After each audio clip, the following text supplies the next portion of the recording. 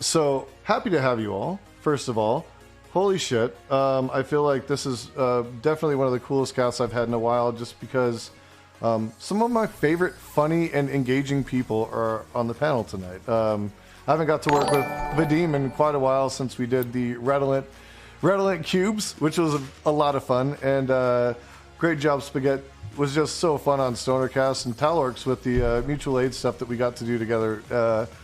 Again, very funny, awesome. Engaging people, and I'm so happy that I got to have you all here.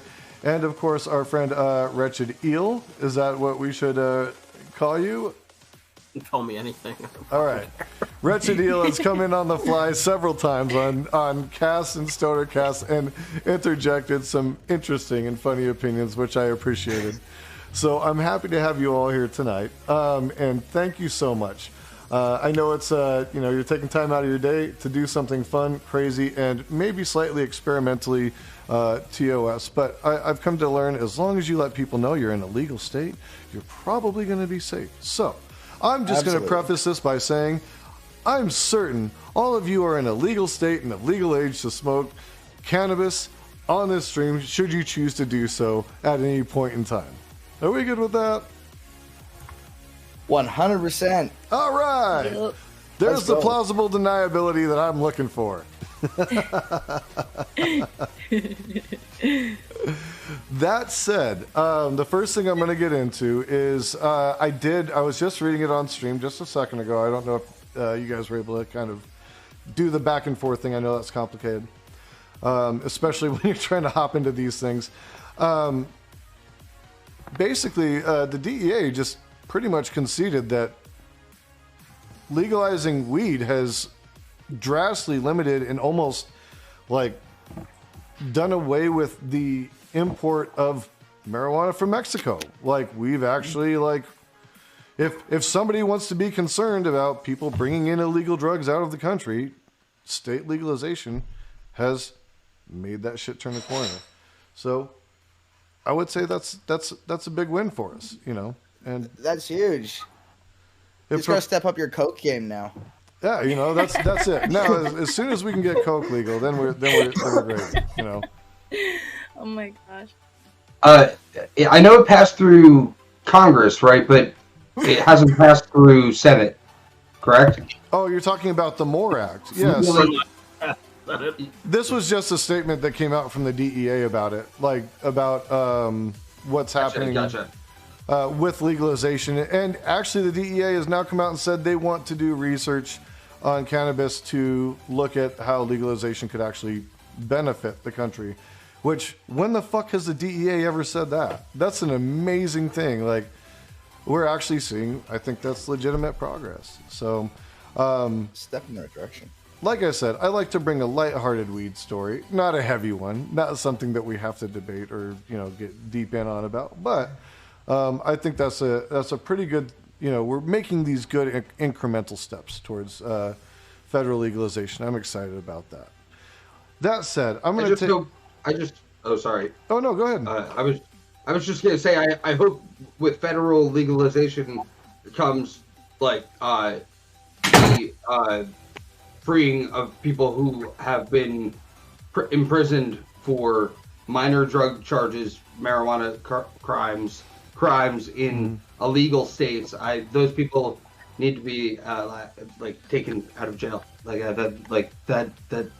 That has to happen. Agreed. Like, it can't just be about big industry taking over. And like, congratulations, you've set the foundation in now. So big cannabis is everywhere. So now it's going to be legalized instead of like years ago where smaller farmers would have been able to have a better chance.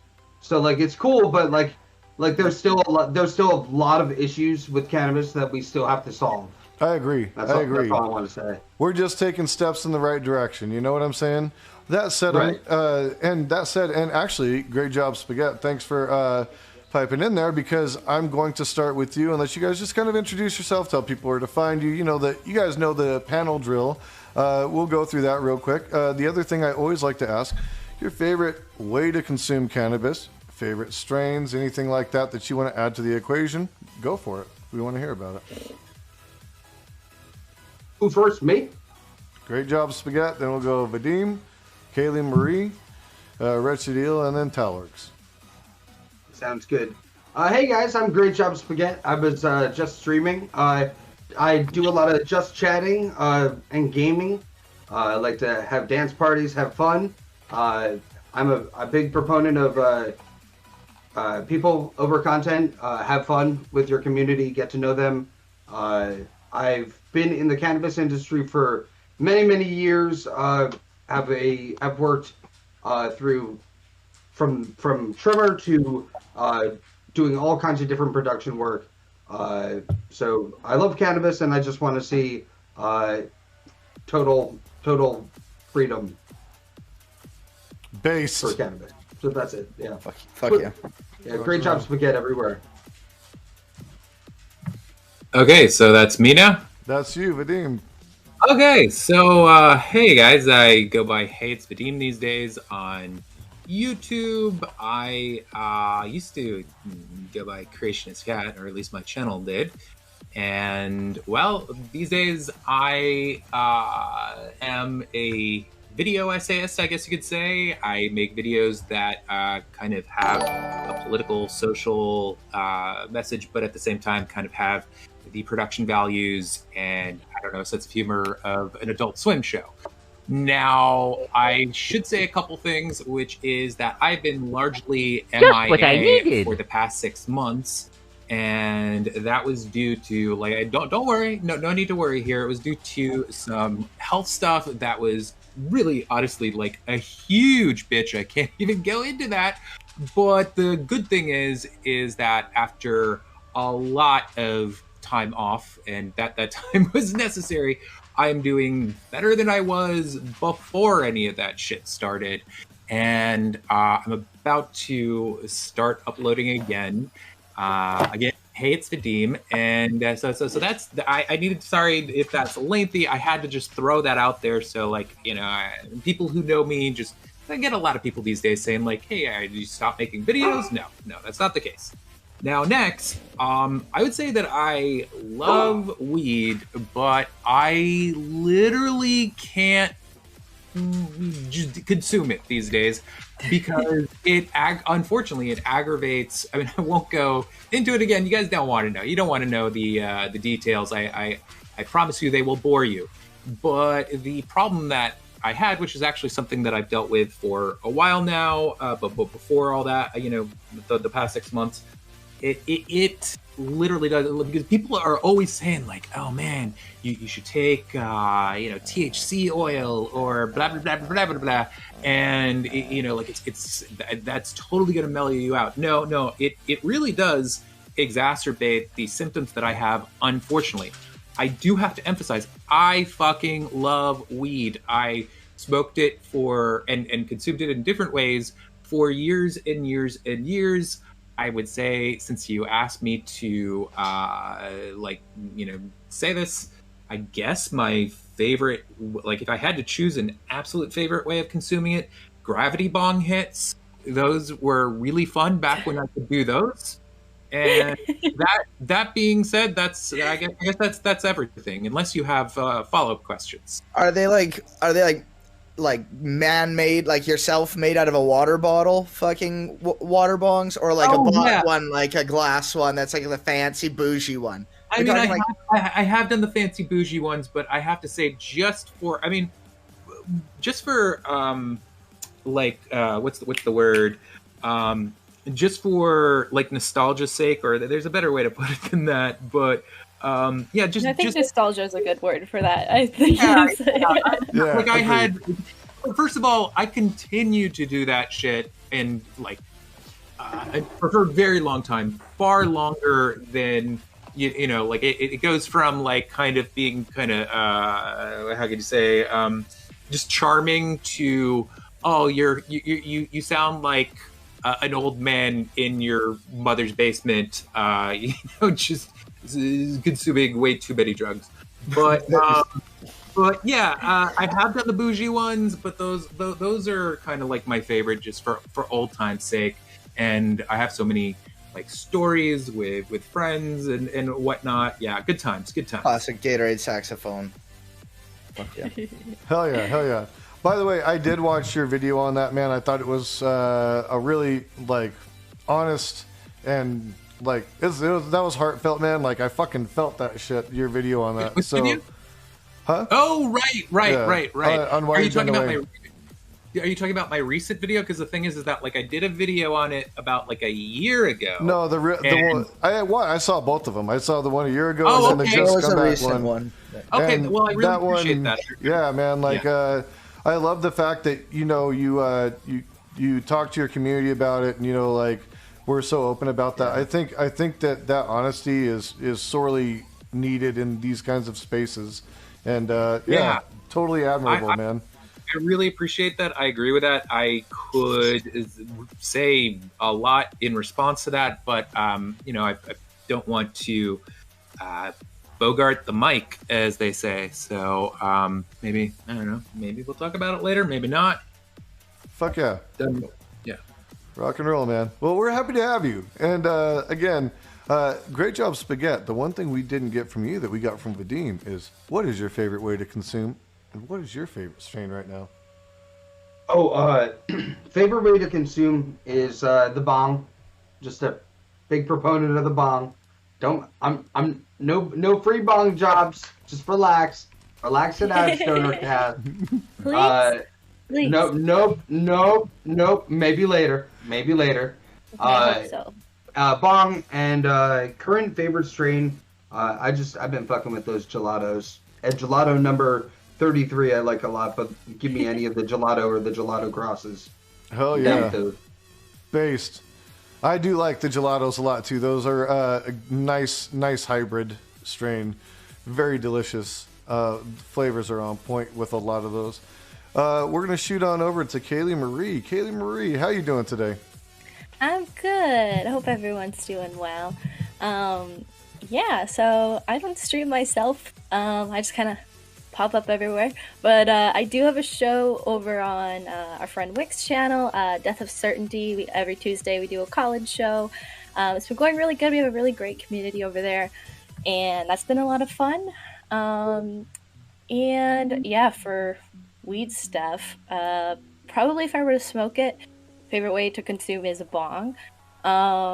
I don't really smoke weed much anymore. If I've explained this on the last Stonercast, but it just doesn't work with me as well as it did, and it just kind of switched one day. But I recently actually have been doing a lot of edibles, and that's probably my favorite way to consume overall now. I really like edibles, and my favorite strain right now, whatever's in those edibles. Fuck yeah. I have no idea. Fuck yeah. I used to be able to have like a favorite strain at the moment, but honestly, even when I did have a favorite strain, weed was weed, and I smoked whatever I got my hands on. Hell yeah. All right, Wretched Eel. I'm Nomad Wretched Eel. I don't really have a platform. I just kind of will appear on panels and just kind of appear randomly at any interval I kind of want to. My experiences with weed are kind of few and far between, so I would say my terms of consumption are anything that just sort of eases my mind, against the various periods I have with existential angst and whatnot. Any strain that's calm or allows the mind to just get to a place where you kind of have like a lull of thinking and whatnot, I would say, is something I prefer. I don't really have a preferred method of ingesting weed or cannabis or anything. I would just like to see it legalized and available for people that have issues with pain, issues with depression, and that sort of thing. And yeah, I don't really have much else to say. Cool. Okay, good enough. TALORX. Hi, I'm TALORX of TALORXLIVE. I do stuff on Twitch, mainly focused around cults, magical thinking in general, how it relates to politics and that type of stuff. I consume copious amounts of herbal substances legally due to living in Canada. Me too. So there you go, based. Yes. Fucking, yeah, So yes, I am one of those there greasy Canadians up here. smoking weed and talking about cults and things like that. I grew up in like a very high control group, as I like to call them, and through my deconversion and things like that, I like to talk about that type of stuff, and it's an honor to be here with Vadim today, as he was a huge portion of that. One of the few skeptic sphere atheist channels that didn't go down that right-wing wing. Yeah. People like Vadim, Hannah and Jake, and like Telltale, were huge to me, and do important work. And I do a different kind of thing, but it all stems from that kind of faith and magical thinking and that type of stuff. And yeah, we smoke a lot of weed, so we'll talk about that. I like dabs. I take a lot of dabs. Any strain specifically you're really digging? I was kind of saying to Chuck when I was thinking, like, fuck, when it comes to dabs, I do not care nearly as much about this strain. It doesn't matter what they're saying. Yeah. But when I smoked the Holy Herb, it was generally like, I know it's going to be cliche, but Pineapple Express, not just because of the movie, but that shit fucks. That shit does fuck. It does. I have pretty severe like ADHD and touch of the tism, so fucking things like things that can kind of chill me out. Thank you for the fucking follow. Things like that are really I like. So things that are maybe more hybrids, but maybe on the more indica side. Gotcha. And I guess I'll go ahead and introduce myself for those viewers from your guys' streams who don't know me. I am Jason Society, Jason_Society on Twitch, Jason Society on Twitter, and I talk about cannabis and politics and the intersection between the two and how we can create a better, more just society for everybody. My favorite strains right now, and have always been for fucking as long as I can think, because as much as these other ones cycle through, I always go back to them. Tangy, Green Crack, and Blue Dream. 100%. Those are my holy trinities. I will live and die by those three. Always 100%. That said, I love me some dabs, and the other thing I like is I really, really like, if you're not familiar with it, it's called caviar, but it's basically weed rolled in distillate, rolled in keef, and then you just smoke the shit out of it. And it is usually they decarboxylate it too, so technically you could eat it, but I don't know if I do that. What's that? I don't think I've ever heard of that, surprisingly. Oh yeah. Do you get that at the dispensary? Oh yeah, there's a dispensary that got really big here in Arizona when they first started because they had it, and it just kind of blew up. Other people call it moon rocks because it was branded. That's how we know them. Moon rocks are really hard to smoke. That's the issue with moon rock. Oh, yo, I live in Canada where it's legal, and motherfuckers be straight lying. They be straight lying. They be saying, my buddy got a fucking moon rock, right? And the fucking thing said moon rock on it.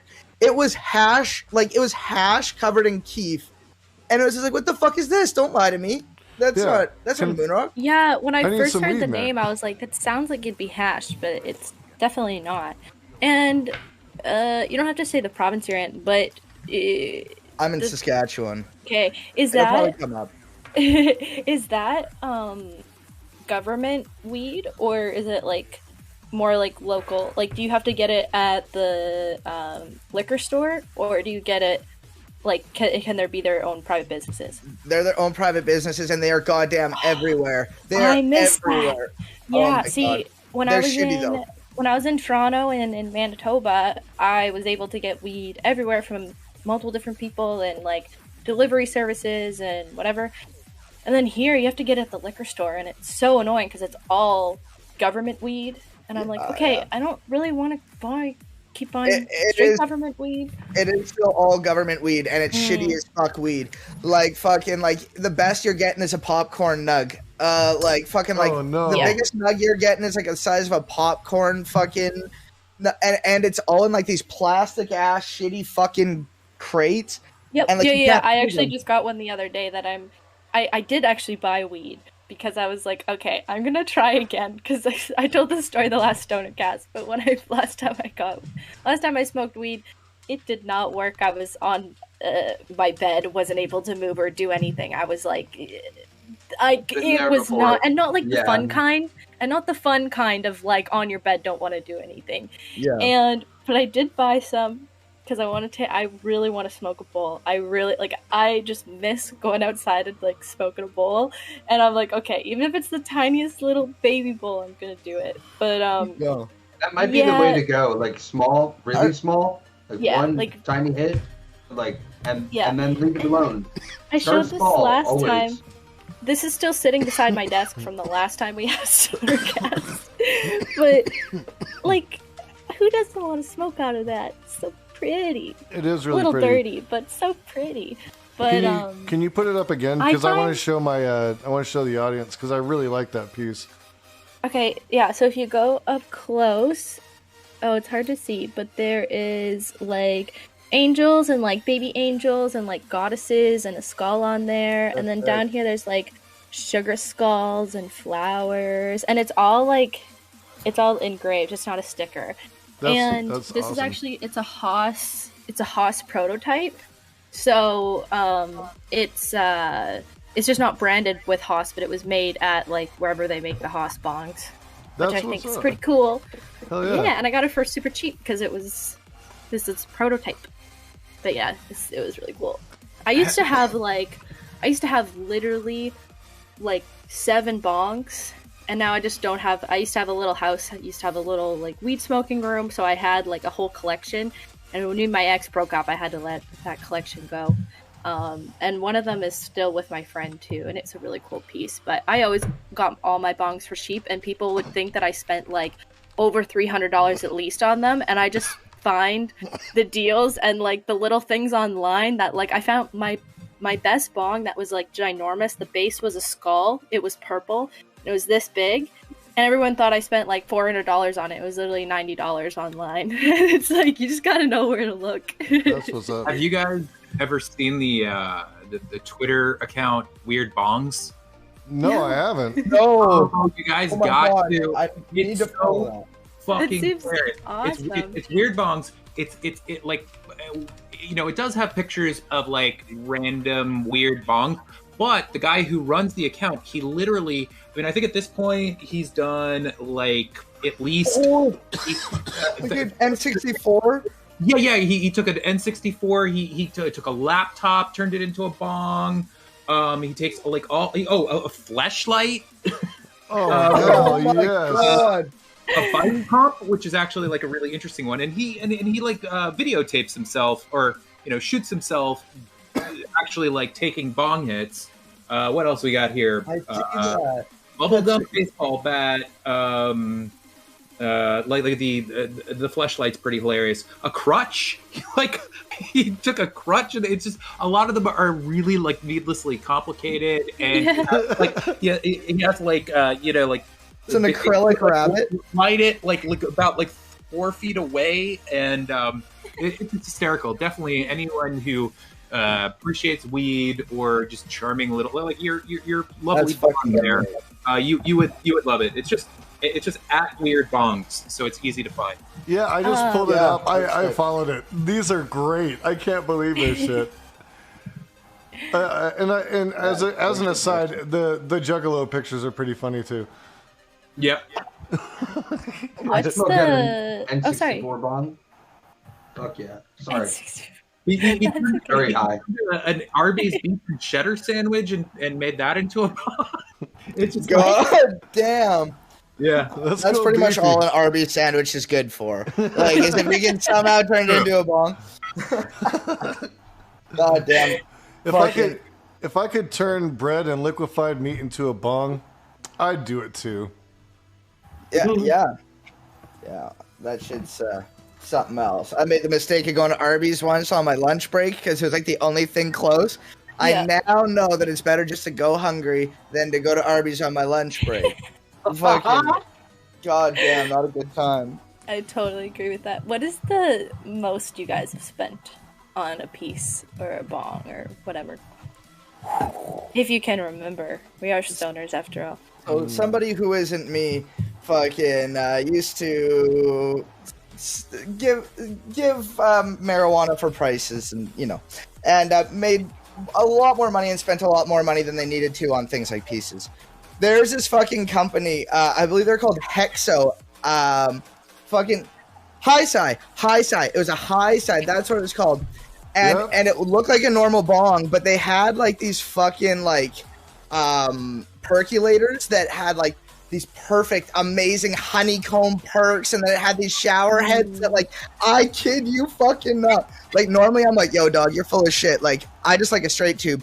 But that shit, it was like $750, and like, that was worth it. Not including, I had a volcano vaporizer. So, like, that, if you consider that a piece, then that's very expensive as well. But, like, that was so dumb, though, it broke. I've got a volcano. I really like my volcano. It's really good. Yeah. Like if you also know someone who might have had an excess of money from also being able to distribute cannabis at some time, they may have also given you one as well. Yeah. I don't think I've ever spent that much money on bong or piece, really more than anything, because both, especially myself and my friends, were extraordinarily clumsy when we got high, and I guess most at that time of the possible things I could buy were made out of glass, and so I was just like, fuck that. I did have a friend, Damien, who was basically like this guy on Weird Bongs, who was like bong maintenance man, who would be able to like take any like 3 objects and somehow find a way to turn them into a bong. And he took a lot. It's actually hilarious. He had all these toys that he had from his like childhood, and he made like at least 15 bongs out of that shit. He gave me one that was really fucking cool, that was made out of like one of those, I don't know if you know what I'm talking about, but there are these things that were like made out of tin. They look like a little flying saucer with like a stick, and you kind of like rev it up like this, and then you let it go, and it just kind of spins, right? And they don't, I don't think they really make things like that anymore, especially since, again, it was like made out of tin. But yeah, it was like the best bong I've ever had. He like, man, I forget, like, I think he bought like some like tubing from the hardware store, and just, yeah, it was perfect. That's the best bong that I've personally owned. Sadly, I have no longer. But like that thing that was like that top, like it's not like necessarily like a top that it spins on its own, like it's on a big metal pole, right? And it goes like up and down. Yeah, so like, could you smoke through that pole? Is that what you're saying? Or like, how did you smoke through this? He took the pole out. It was no longer a functional top, you know? Oh, like okay. Yeah. So he took the pole out of it and took like some tubing from, you know, that was meant for like plumbing into the main hole, and he like made it like airtight, and I'm trying to remember it, and yeah, there was a carb on it. There, like it had all like everything that you want in there, and then like you put a little. I guess the one thing that was probably a little weird, which I never even thought about until this very moment, is that you had to like. Now that I think about it, I had that about like 5 years, and it was made out of tin, so I never really looked at the inside of it, and I suppose maybe it started rusting. I guess that's maybe not that healthy. Yeah, probably not. Yeah, anyway, Smoking a rusty fucking bong. I remember. Absolutely. I remember. You can get a powers, maybe. Yeah, Like, good. Let's try it. I remember as a kid, like I used to like, hey dude it outside the smoke shops to get people to buy me bongs and shit. And you know, like you're 16, you're like, hey dude, you go buy me a bong, dude? Like, you know, hey dude, go buy me some cigarettes. You know, like we did that all the time for beer or whatever, you know. So what's up, dude? You know, I'll give you extra. So did you $5, get know? like the most random, like it was like selected for you, you'd give him the money, and then you'd get like a surprise bong? Well, I go in there and like look around, knowing I couldn't buy anything, you know, and then just like come out and wait, you know, and be like, okay, when dude comes out, you know, I'm gonna be like, dude, like, because you know they're fucking stoners. They'll take a nug or a fucking extra $5 or $10 to go fucking buy somebody a bong. They don't fucking care, you know. So I'd be like, what's up, you know? And they would go in there and they'd like get us our bongs or whatever. Well, I didn't have a lot of money at the time, you know. It was like my first time doing the Hey Dude It thing, and so I just got this little acrylic one. It was this little fucking like probably 18-inch. Acrylic bong with like a little bubble on the bottom, you know, the little plastic fucking like stand that it sits on, you know what I'm talking about, the real fucking cheap ones. And I take it home and I'm like, oh yeah, those ones are so trash, dude. Yep. Those are so bad. But I had one when I first started smoking years and years ago. With the metal slide on it. Oh yeah. Or even with the drilled out carb on the back. Sometimes they wouldn't have the slide. They'd have the drilled out carb on the back. And so I had one of those and like one of my buddies was like, dude, this isn't big enough. We should figure something out with this. Like, let's make a big bong. So we ended up finding this like giant piece of PVC pipe at this construction site. I mean, it was like 7 feet long. And so we took it out in the backyard. We like cleaned it out, you know, like got in there with this, like took like whatever we could find, like broom handles, like wrapped with like towels and shit. Stuck it in there, like clean out the inside of it, you know, and like cleaned it all up. And then it actually fit almost perfect right on top of the bong. And so we just slapped that sucker on there, like wrapped some fucking like not masking tape, what's that, electrical tape? Or not, duct tape. That's what I'm thinking of. We wrapped duct tape around it, and fucking like, I was hitting that shit. Like I moved my parents' couch all the way back against like the counter because we had like an island in the kitchen, right, that like faced the living room, and so I pushed the thing all the way back against the counter, fucking. And we start standing on top of the counter, having one person down at the bottom, like blazing the bowl up while we're fucking standing at the top doing rips off of it and just like fucking going ham, dude.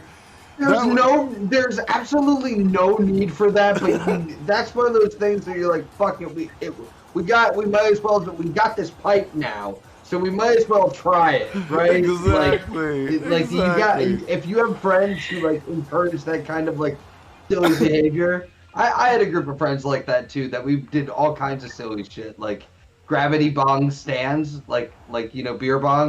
We'd pick each other up and like fucking do the gravity bong together. That shit, somewhere I have it recorded, but like that stuff was just fun. Like I do miss that social aspect of smoking with like friends when I was younger, than compared to now when it's like post-work, post-whatever kind of deal. Yeah. I totally agree with that. It's just not the same. It's really not as compared to, like, when you're a teenager. And I started to realize that, too, when, like, I had a specific weed room and I'd invite people over to smoke, and I'm sitting there and I'm like, I dreamed of this when I was a teenager, to have my own space to do this, and then I finally do, and it's not the same. I think because it's like you're allowed to be doing it. I don't know what it is, but it's not dangerous. Well, this is the thing. Like, I think a certain age, and maybe once in a while you do something like this, but when you're young, it's like you will designate like a day or two a week to just chill out with your friends and smoke weed. And then as you get older, like, again, maybe you'll do every that day. But like, yeah, dude, it's like you don't want to make your entire day on just smoking alone, because you know you could smoke and do a whole variety of things. But back when it was like early, like you were saying, it just becomes this like event, and you're so excited about it. Yeah, it's. In my like teenage years, like weed was very, very prevalent and very easy to get, and for the most part, at least for me and like my buddies, was abundant. Like it was smoked in copious rates in the fucking like high school parking lot. We used to fucking get fucking destroyed in the cars in the parking lot, and we would just play what we called lighter, where we just play catch with a lighter, essentially. Until the lighters kept breaking, then we changed it to ball. But whatever. But fucking, like, we used to just get fucking stoned as fuck and just play with fucking, like, hang out, you know, like, play with a lighter, like, play catch and, like, hang out and just be with, you know, a whole bunch of people. And it was pretty accepted, at least, where I was, in that sense. And that was pretty cool to have where it was, like, fairly, and that's a privileged experience, 100%. Where just like people just did that. Like we all just fucking smoked weed and fucking hung out. Yeah, I found with my high school experience with weed. So when I was a freshman, or we don't really say freshman here, grade 9, first year of high school, I started smoking weed, and all my friends got super concerned because all my friends were pretty reserved, as well as people were making fun of me for smoking weed. So I had my friends who were concerned, I had the group of friends that I would smoke with that were accepting of it, and then I had a group of people that like hated me for it for some reason, and they would text me and be like, "You're a dumb stoner," and I'm like, okay, sounds like I'm cooler than you. Alrighty, moving on. Like, it's never a big deal. And then those same people by senior year were asking me where to buy weed, which is the funniest thing ever. Yeah. It's just how it goes. I remember I had this one time where me and my friends, we smoked weed, and I got a little too high that day, and I had a jewelry arts class because I went to a trade school, and I walked in, and I was like, oh no, I can't do this. I can't talk to my teacher. It was a very personal class. Like, your teacher comes up, asks how you are and everything. And I still feel bad about this. I totally gaslit her. I looked her straight in the eyes. I started crying. I started fake crying. And I'm like, something really bad is going on. I'm really sorry about this. Like, I just need to go call my mom. And she's like, oh my gosh, no problem. I go and call my mom. She doesn't even give me an absent, so I don't have to like go through that. Because and I still feel bad because like I don't think I've ever faked cried in my life, but since I was so high, like the eyes were already there. And especially like when you first start smoking weed, I find my eyes don't really get red anymore, but when I first started smoking, like around that time, my eyes were red. I would get so red, like burning red. And I still feel bad about that. And honestly, I don't think I smoked weed at school for a long time after that. I was like, okay, the fun part is like getting high and going to class, but if you can't even go to class, then I might as well just skip. Right.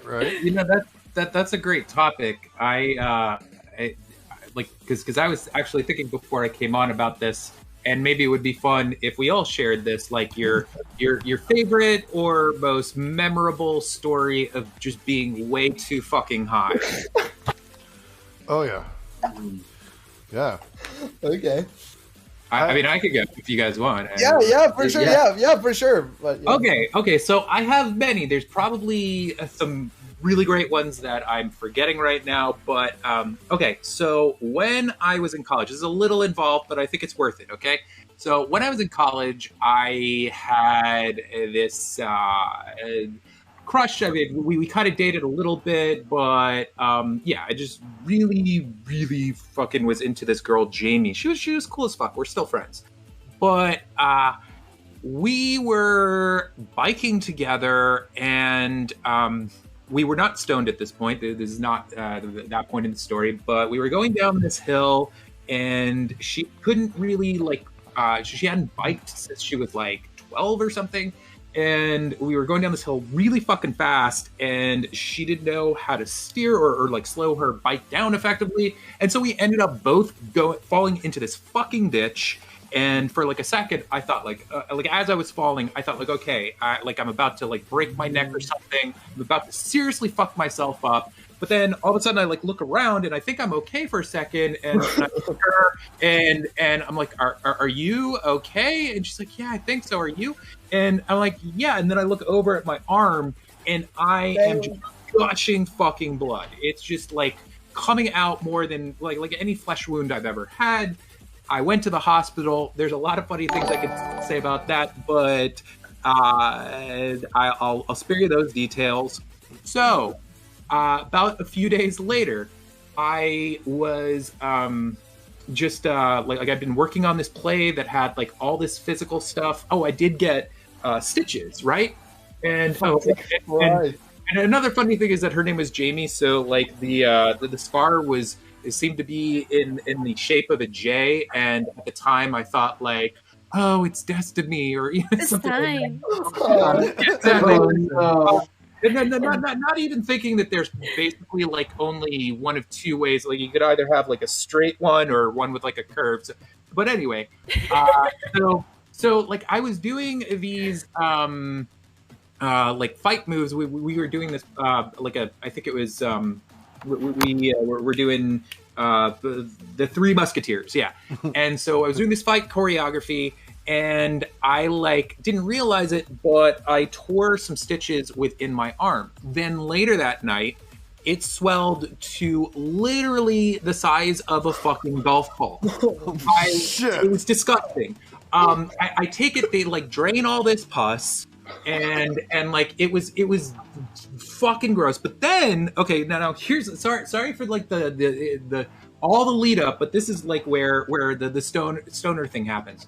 So get this shit drained, and I am like 3 days later, all of a sudden my arm looks necrotic. It literally looks like out of the fucking Walking Dead, and just like all these like crazy psychedelic like colors I'd never had. It was basically like this, right? And it started getting worse and worse over the course of the day.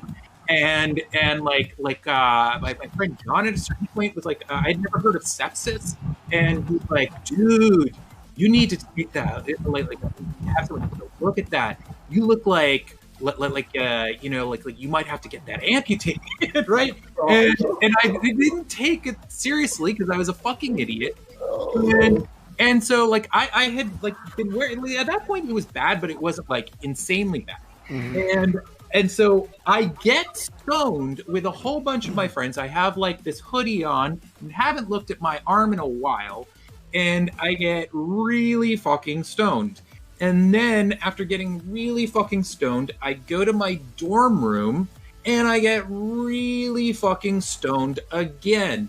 Shit. I like take off my hoodie, and I'm staring at myself in the mirror, and I see like my arm looks way fucking worse than it did then, but also, I forgot to say this, while I was partying with my friends, my friend Nick had started telling me about how when he got his he had to get his appendix removed, right?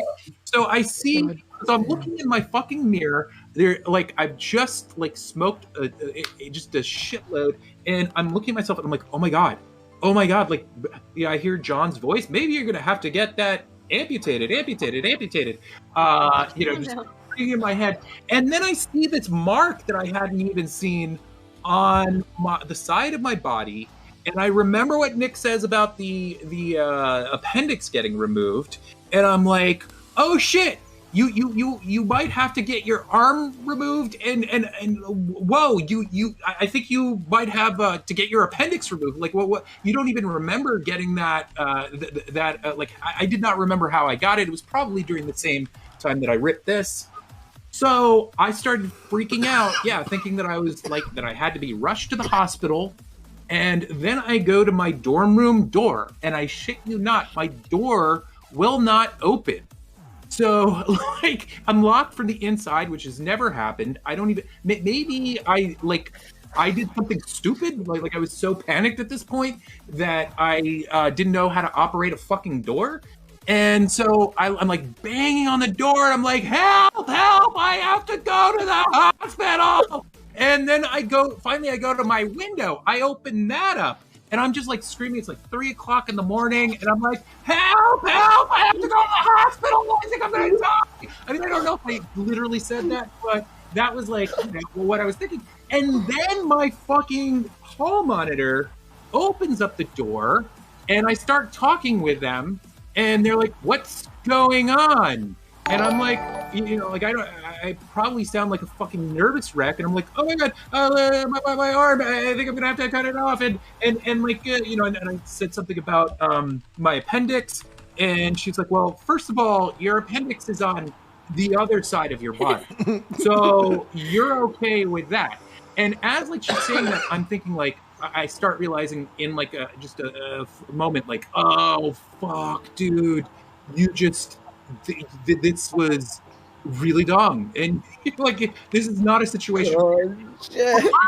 But at that point, I realized there's so much fucking weed smoke in my room, and I'm like, she's the hall monitor, and I'm thinking like she's gonna get me, like I'm gonna get kicked out, because there were kids who got kicked out for weed. Yeah.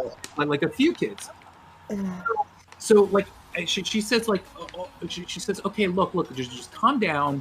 Yeah, your appendix isn't there. We called campus police. They're coming, and I'm thinking like, oh no, and, fuck. but then she says to me, she says like, and dude, like they're gonna be here in like 5 minutes. I smell fucking weed in here. Do your best to get that shit out of here.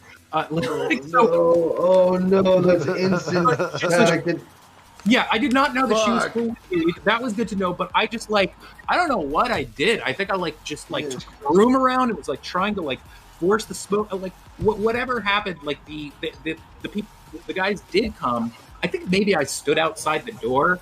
Like I forget if they came in my room or not, but they did end up taking me to the hospital. And when I got to the hospital, they were like, yeah, you're actually totally fine. That's just like kind of standard bruising for something like this. So, Thank God. Oh my God. Oh fuck, that's The fucked. paranoia caught you. The damn. paranoia That's caught you. so Weed fucked. paranoid brain. Been there. Fucking- yeah. Something's wrong. One time, that makes my fucking too fucked up story fucking way less fucking graphic. Fucking, so like, the orc suffix is a thing that's followed around. All my things around me are orcs. Like, TALORX is my name. I used to be, one of my nicknames was Puke Orcs. Because I would get really fucked up. I would get fucked up till I puked, and I'd keep getting fucked up. It was kind of my thing. It was gross, whatever. So I went to fucking on a family vacation, and we were gone for like a fucking month, and like I didn't smoke weed for a fucking month.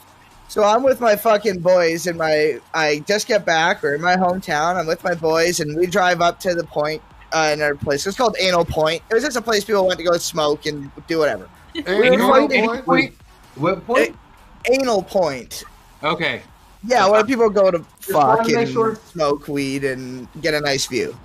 You know, like during the day, it was like you go fucking smoke weed up there, go hang out. It was just The top of the, it was like the top of the hill in X Park.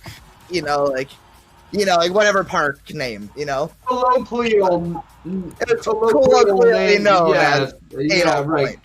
Yeah, like if you say, yo, that's an Anal Point, like people knew what you're talking about. I was going to know? ask if there was like a history behind that. Like there was like an old historical tale about actually, engaging in anal, like from like 1865, and there being letters found of like passionate anal lovemaking being made, you know, on top of this hill or something, you know, like maybe like very descriptive terms, a little monument there for the ancient anal proprietors of Anal Hill, you know, like something like that, you know. There are some legends, but it's only hearsay. You know, we can't confirm the great anal pounding of 1806. We fucking can't confirm. But it will forever be Anal Point. So I'm fucking sitting there with my boys, and like we got fucked up. Like fucking, you know, like we smoked a lot.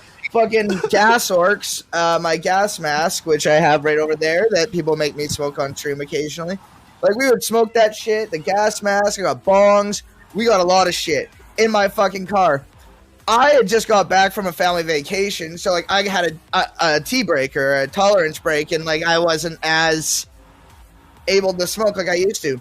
So I'm fucking smoking, and I fucking puke on myself, and I was a goddamn degenerate, and so I always had to change the clothes in the back of my car. So I go, everyone's just like, all these puke orcs, and like fucking there he goes. So fucking I fucking went to go change, and I have my shirt off with the trunk of my car open, fucking, and the fucking police, whoop whoop, pull up, And they're like, what you guys doing here? Fucking, and they're like, oh, nothing. It's just like in the midst of like changing. And they're just like, oh, just hanging out. He was a canine, like he had a dog here or whatever, and he's just like fucking like, okay, well, like, are you guys smoking weed or what's going on here? And fucking my one buddy just stepped up like a true bootlicking hero, and he's just like, yes, sir. We are consuming marijuana. And then he's just like, and he's just like, oh, okay. And he looks and he sees fucking buddy with a gas mask on and a fucking goddamn like glass bong in his lap, just in the back seat. And he is saying, hey, you, fucking one of my buddies, we'll call him High's Dog. That's his nickname. We're just going to call his nickname, High's Dog. And he's just like, yo, fucking, is that yours? He's like, yeah. He's like, how much did you pay for that? He's like, I don't know, like $90. He's like, go pour it out. He makes him go fucking pour it out. Fucking, and then he comes back to the car and he's just like, fucking, all right, well, I'm not going to make you break it because I run my dogs up here and fucking it costs you a lot of money, so you can keep it. And he looks at me, he's like, you're not driving, right? Fucking, I'm like, no. I'm like, no. Fucking, I was. And fucking, of course, fucking buddy who wasn't smoking, he's like, no, I am. He's like, oh, okay, good. You guys can leave. So I'm like, holy fuck, we got away with this. And so it's like, oh my god, like that's so crazy. We start fucking leaving, buddy's driving my car or whatever, like away or whatever. Everyone's just like talking shit. We're leaving. Buddy, whoop whoop. Turns the lights on. We stop. He's like, TALORX, step out of the vehicle. I just tuned into who you are. And I'm like, oh, fuck, dog. Like, what the fuck is up? And like, I was like, I didn't do like criminal shit. I sold weed though. I guess that's criminal shit. I didn't do bad things. I sold weed. He pulls me over. He comes and he gets me out of the car and he takes me over to his car and he's like, yo, fucking, your mom teaches my fucking kids or whatever. Like, my mom's a teacher. And he's like, how would she feel about you doing this, and this? And she was like, oh, fuck. No. And I was The just like, mom card, the Yeah. guilt trip. yeah, Damn. I was like, what the fuck, dog? Fucking, I'm like, actually, like, honestly, she wouldn't care too much. She's pretty chill. My dad would probably be a little more pissed and shit. But I was like, oh, fuck. And he's like, okay, well, like, I'm letting you go this time. But next time, you're not getting away. And I was just like, god damn. I kind of had a target after that, but I got away. And, like, luckily I got away. But, Jesus Christ, that was sketchy as fuck.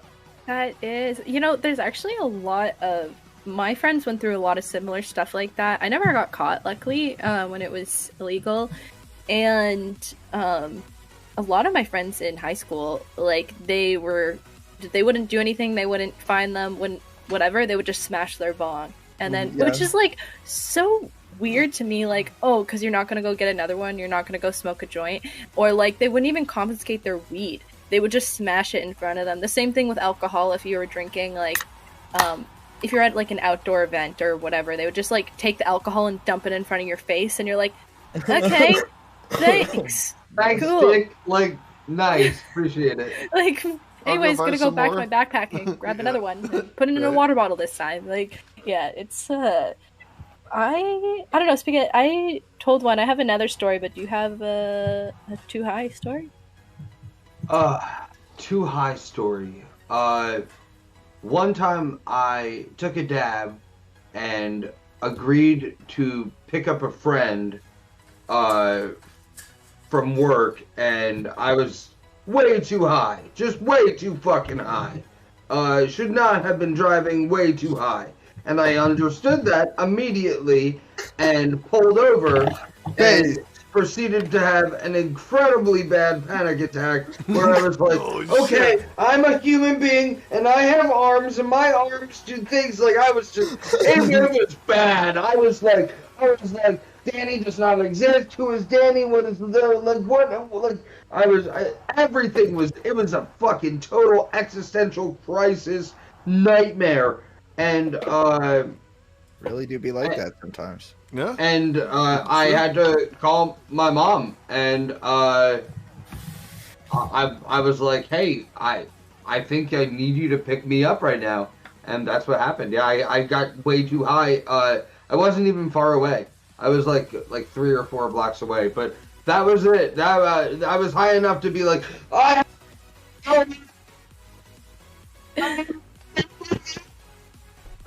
Damn noise suppression. Yeah, what's that? You blew That's out a the damn noise. It was a noise suppression. It was like fucking killing it. I couldn't hear that. Rip. Well, damn it. It is what it is. That will be the mystery, right? I think that's more descriptive than words could actually be. I'm just overloading Honestly, the mic. fair. Yeah. Perfect.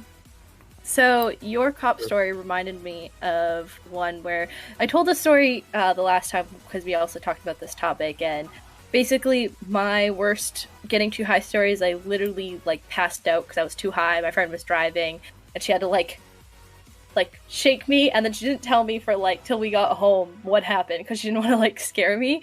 But one time I was high and I was drunk and I was at the bar, and I was seeing this guy, and I was alone at the bar playing VLTs. I'm sober now, but I used to live a sad life of very non-sobriety, was very addicted, and I would just sit at the bar and play VLTs and whatever.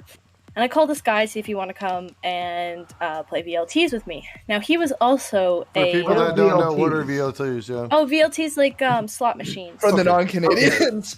Yeah, they're like slot machines. Yeah. Video lottery terminals. Yeah. Hell yeah, baby. And so they have multiple games. Sorry, I want to make that clear. That's the difference. They have multiple games on the machine. It's not just one game. The VLT, you have like multiple games you can play, but it's it's basically like, and they're not all slots, right? Like it's like actual games and whatever. And they'll all take your money. Yes, Awesome, for sure. yeah. I worked at a VLT bar, and I made a lot of money at the VLT bar. And anyways, I called this guy, and he was also a sold things for prices. Sold lots of things, okay? And so he's coming to pick me up, and time goes by, he's still not there, so I give him a call, and I black out. I do not remember this at all, okay? Then I go to work, because he was at my work a lot. I see him, and he used to come like every single day, and he wasn't there for like 3 days, and we're all concerned. And he comes into work, and I hear him talk about something else, and he's like, brings up the cops, and I look at him, I'm like, oh no, did you like get in trouble with the cops? Like, what's going on? He's like, what do you mean, what's going on? I was like, what are you talking about? Apparently, when I called him the second time, he was pulled over, and the cop picked up and was like, oh, like, where, are you looking for somebody? And I said his, like, cover name, like, his street name, and and they took that, and he was in trouble anyways. They ended up keeping him for, like, a few days, and then he got off, and I felt horrible. And I didn't remember it. I didn't realize I talked to a cop on the phone, or let alone gave away his street name. And I felt absolutely horrible. Like, and I thought that'd be something I remember. And I remember calling him the second time, and I blacked out like at that moment. Like, do not remember. So I guess I can give you guys. I have many weird weed stories. I have two that I've told so many times on here. I'm just not gonna repeat it. Like, we've done so many of these where I've said that story. But I do have a different one I'll tell you guys, and this is about not getting high, and this is about a shitty time trying to get high. Oh shit! So me and one of my friends, we'll just call him B-Dog, whatever. We and another buddy, we were like, man, we're out of weed. Our dude had just gotten pinched, so like he wasn't doing shit. Like, and we're like, damn, where can we get weed? So the neighborhood by our high school, and it really was like a neighborhood where like every third person on the street, you know, you could walk up to discreetly and be like, hey bro, like, you know where to get some fucking weed at? And like, you could get some weed, you know? It wasn't a big deal. Well, one of my friends, this guy, B-Dog, who happened to be driving the car, fucking was like, all right, like, there's somebody right there, and he fucking goes, and instead of like discreetly maybe parking the car a little bit of ways and maybe walking up to the guy or something, he screams out the window, "Hey dude, you got any weed to sell?" And I'm like, what the fuck are you doing? Like, what are you doing? What the fuck is going through your head right now? Like, shit you not. 7 cops cars pull up out of fucking nowhere on us, and they're like, "What are you guys doing in here?" Fucking like searched our car, fucking nuts to neck, everybody. Like, they're like, are you guys trying to like buy large quantities of, you know, drugs out here and shit? And we're like, dude, we're like fucking, some of us are like 15, dude. Like, we don't even have driver's license. What are you talking about? Like, we just want to get like a bag of weed, man. Like, what is this? You know? And they're like, we're in the middle of like there was like some major bust going on that they were getting ready to do. And we kind of fucked up the whole thing. And, like, Fuck.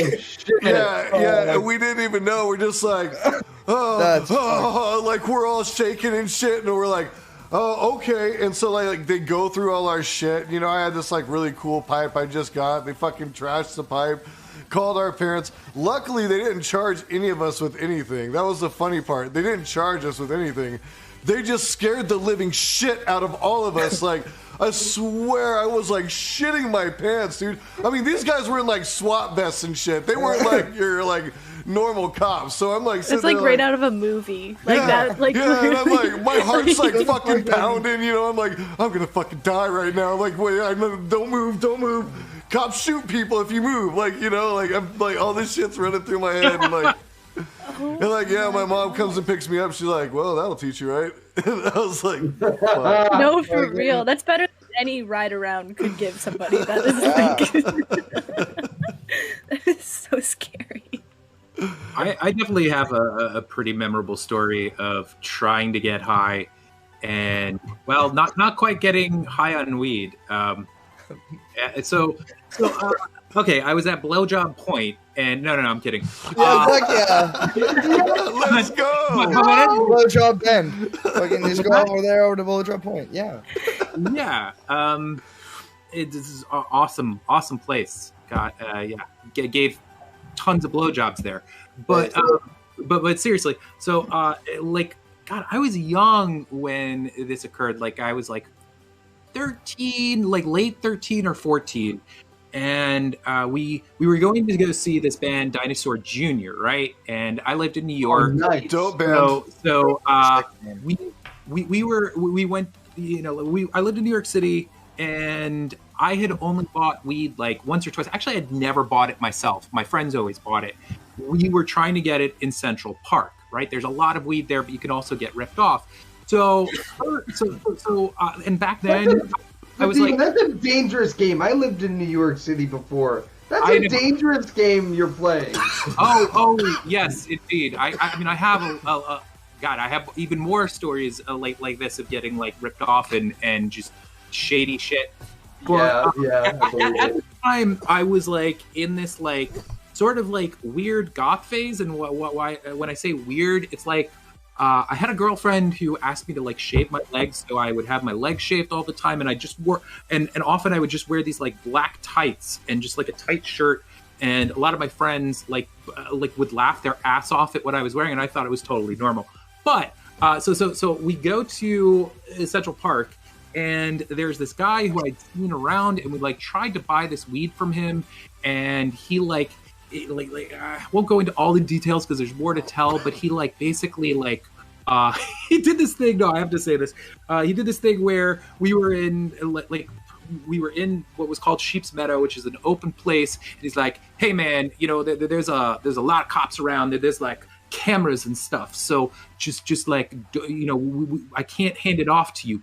Just like I'm gonna pass it to you. Like we're playing catch." All right. So he like, and I'm like, okay. And at this point, like, I'm getting nervous because he's like making me nervous, and he was trying to make me nervous so I wouldn't well, I'll tell you in a second. So he throws it at me, but I just like, you know, I'm so nervous that it just like bounces off of me, and I'm looking at it, and he's like, "Yo, man, pick that shit up. But he's like looking away, like he's not like really talking to me, like under his breath. And I'm like, okay. And I like start picking it up and like I start looking at it and he's like, no, man, don't look at it. Put it in your pants. Put it in your fucking pants. And so like I put it in and I'm just wearing these tights again. So it's like right literally like pretty much up against my balls. And I mean just being real here. And so like we walk away and we like open it and like we're at Central Park at this point. And like my friend Chris opens it and he's like, Vadim, this is grass. And I'm like, yeah, of course, just wrap it up. And he's like, no, this is literally grass, like the kind that cows eat. So we go back.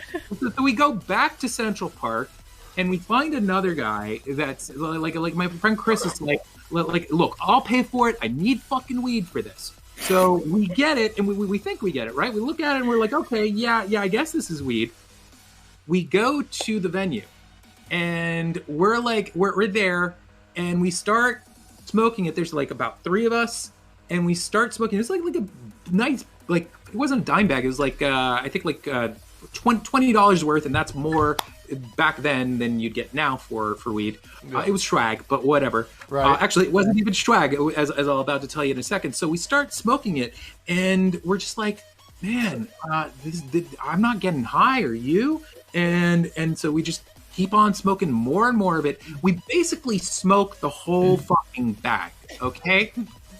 So, the concert starts. Now, the first thing that I can say about the concert is that it sounded like it all sounded like one long song to me. I do not remember there being any breaks at any point within the evening.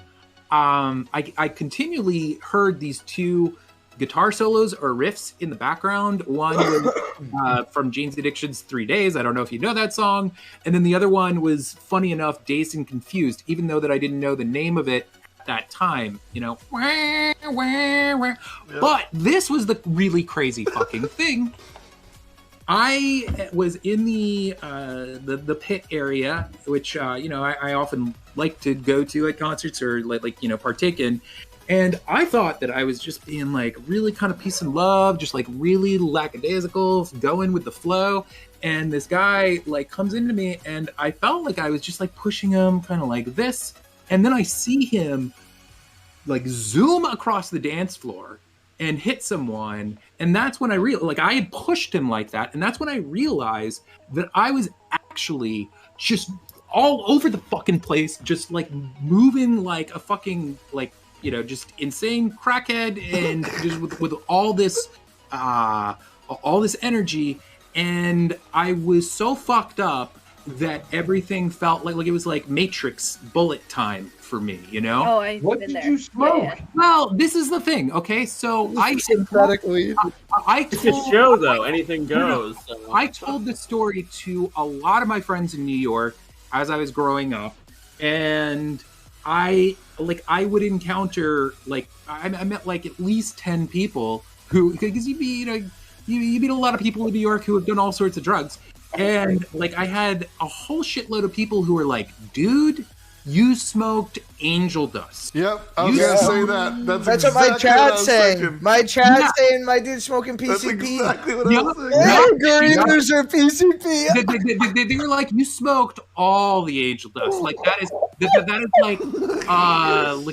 more angel dust than any one man should ever consume at one point. And so I don't think that there was any weed in it whatsoever. And we just smoked a whole fucking lot of angel dust. And that's my story. That is the fucking best story. Oh dear Lord. Yeah. Oh, just were you skeptical at all when you saw it, or did it look like weed? I mean, it. You know what? I was not I at this point. I think maybe I'd smoked weed 4 or 5 times. I don't think I'd ever. I think every time that I'd had it, it was either already in a pipe. I literally don't think I'd like You literally bought grass before it. You bought grass before it. And we bought when you grass. bought a big bag of angel dust. Like complete ends of the spectrum. Concert, but you don't remember. Oh my god, what a terrible night! What a terrible night! It was actually an awesome night. I was gonna say that sounds like an amazing night. It was a very fun concert. Like I had a good time, even though that was like super fucked up. But yeah, I don't know. I mean, can you OD on angel dust? If so, I must have been just like just a hairs away from that. Like my heart fucking exploding in my chest. Jesus. Oh shit. Yeah, that's some crazy fucking shit.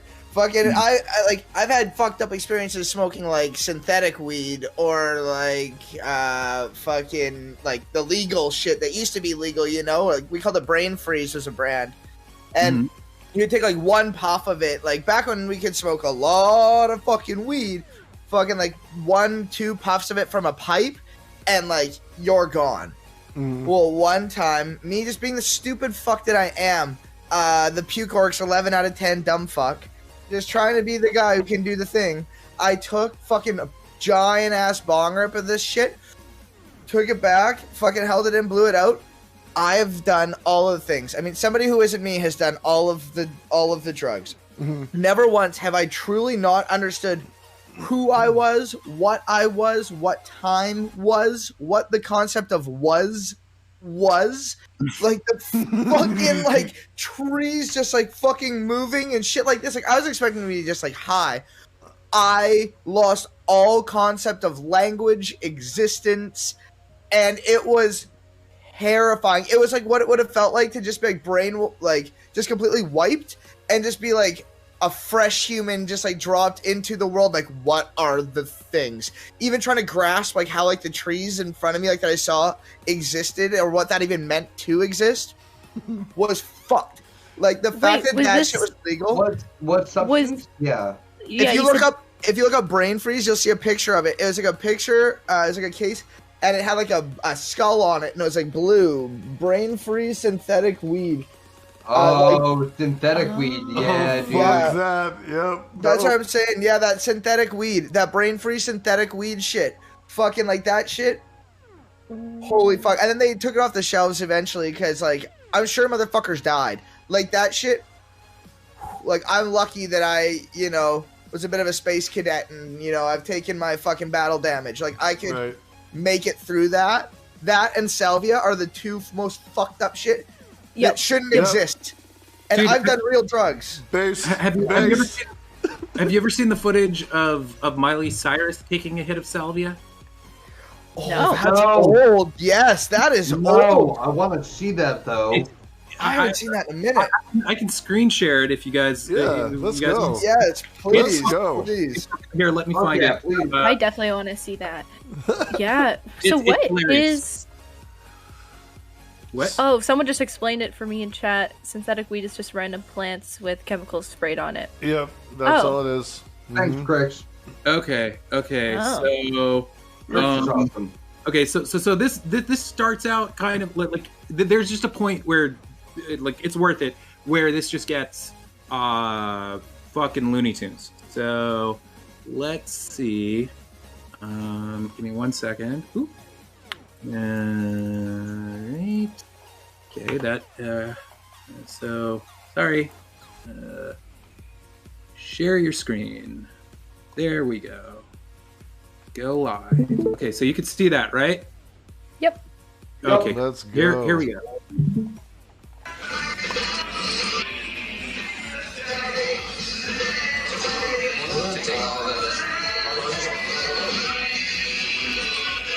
I'm gonna advance it just a bit.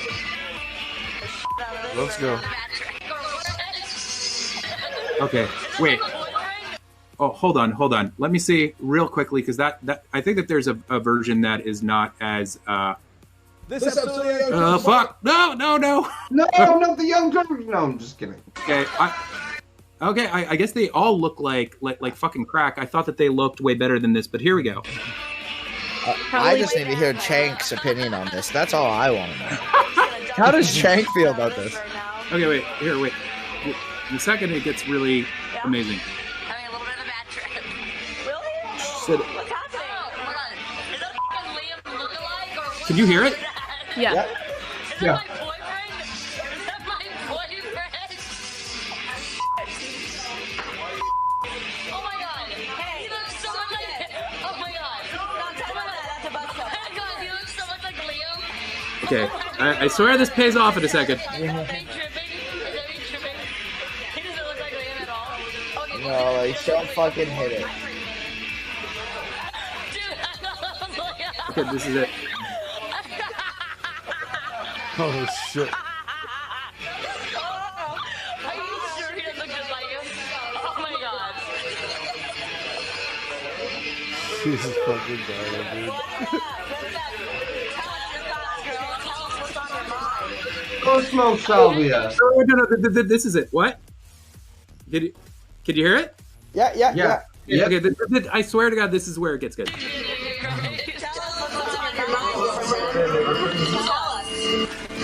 to me. Talk to me. Talk to me. Are you really thinking about it now?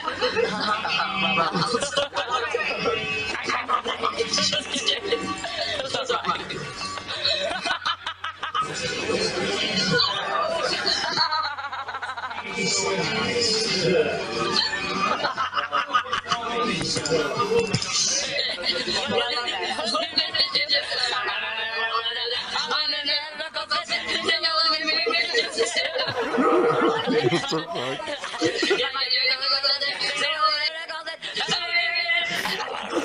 What the fuck? Okay, so sorry. There's probably like 20 seconds worth of like great payoff. That is good. Yeah. I felt like I was on drugs watching that. That Have was any The build up. have any of you guys done Salvia? Like, Yes. And I've done Yes. a lot of things. I have not done that. My thing with salvia, like every time I did it, it just made me feel very greasy, and I had this inclination to keep turning my head to the right and then my body behind it, and I kept like basically like walking in circles, like doing that, because that's the only instinct that I've ever felt from salvia, let alone from one time that I took a big ass fucking rip of that, and I was listening to that song "Careful with That Axe Eugene" by Pink Floyd, and I like left my body, and I've like totally had this fucking out of body experience that I went out and killed somebody outside my house and then came back into my damn. body. And I'm then glad this did not happen. and then I like snapped out of it. I was like, holy fuck, that's the most fucked up shit I've ever fucking seen. And then I started walking around Yeah. in circles again to the right.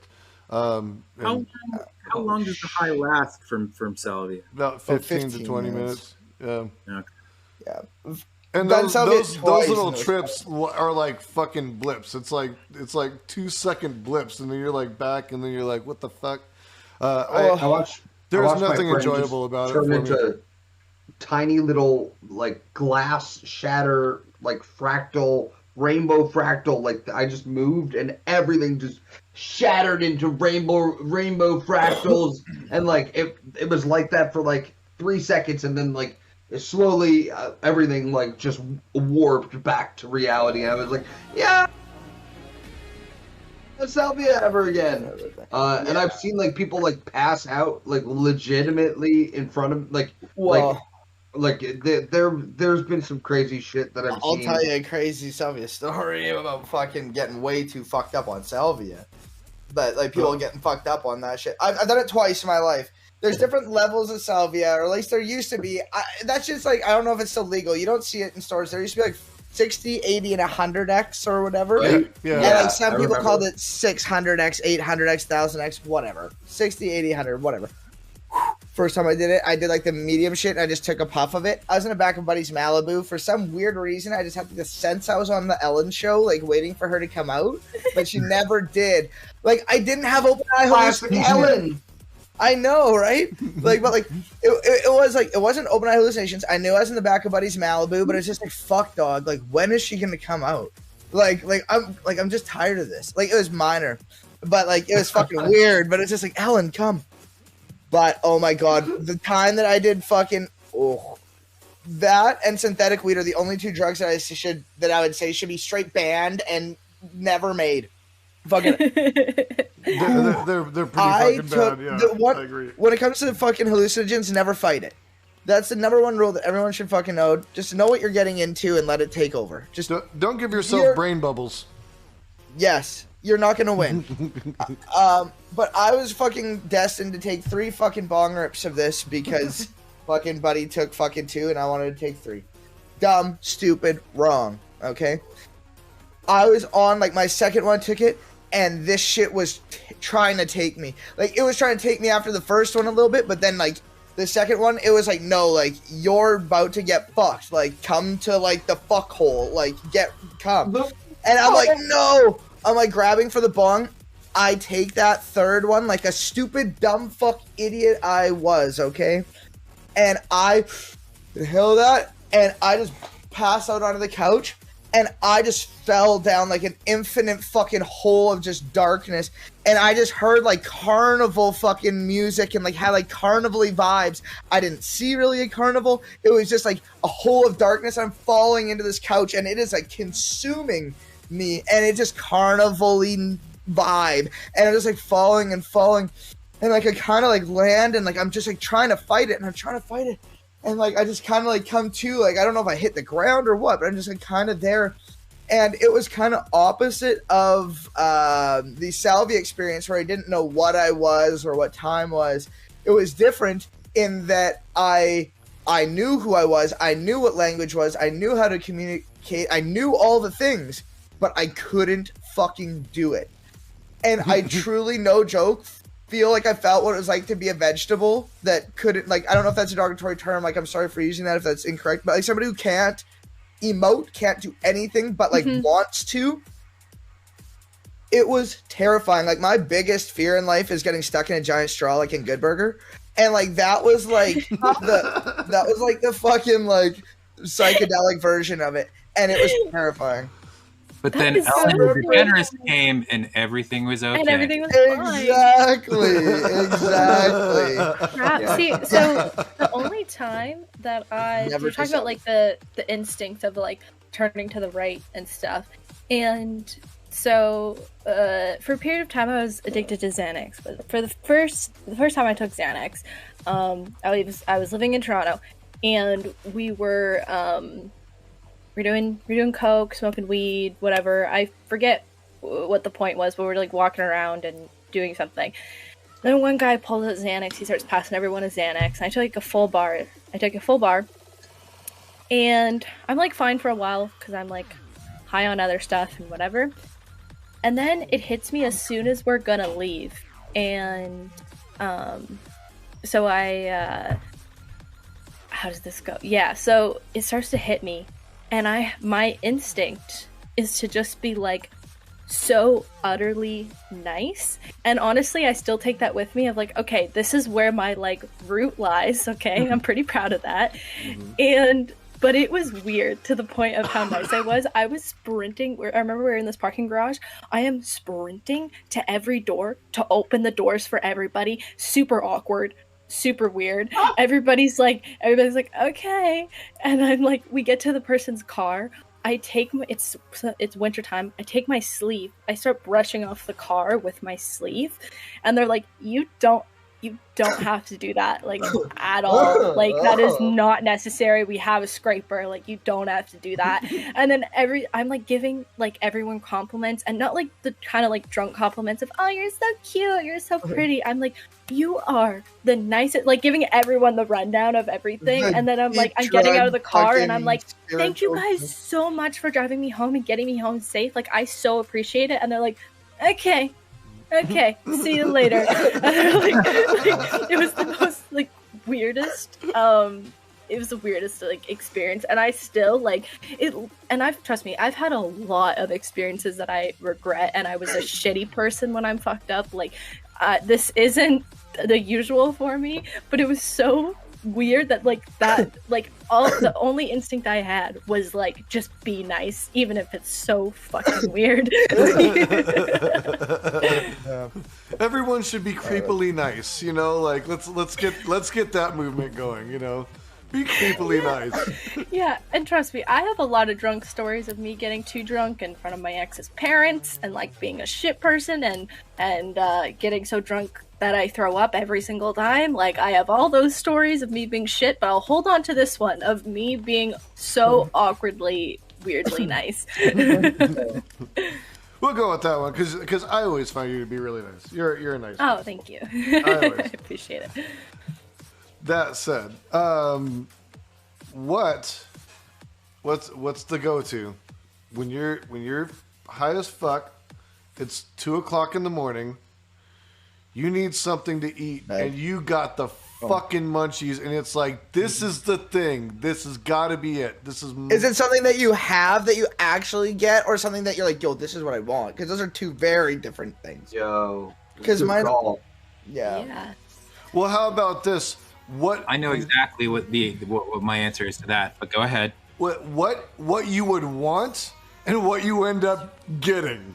How Yeah, about that? like the two-parter. Okay. Well, I can go.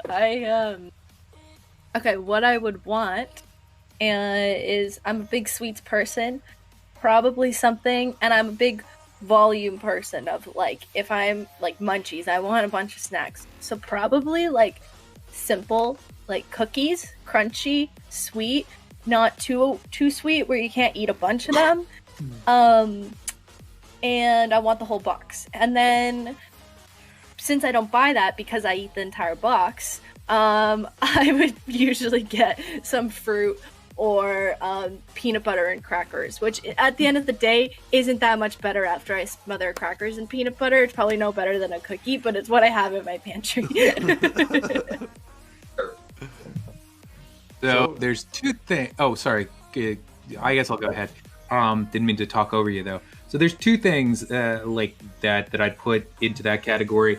The first is when I was in college, my friend Randy, like one day we got really high.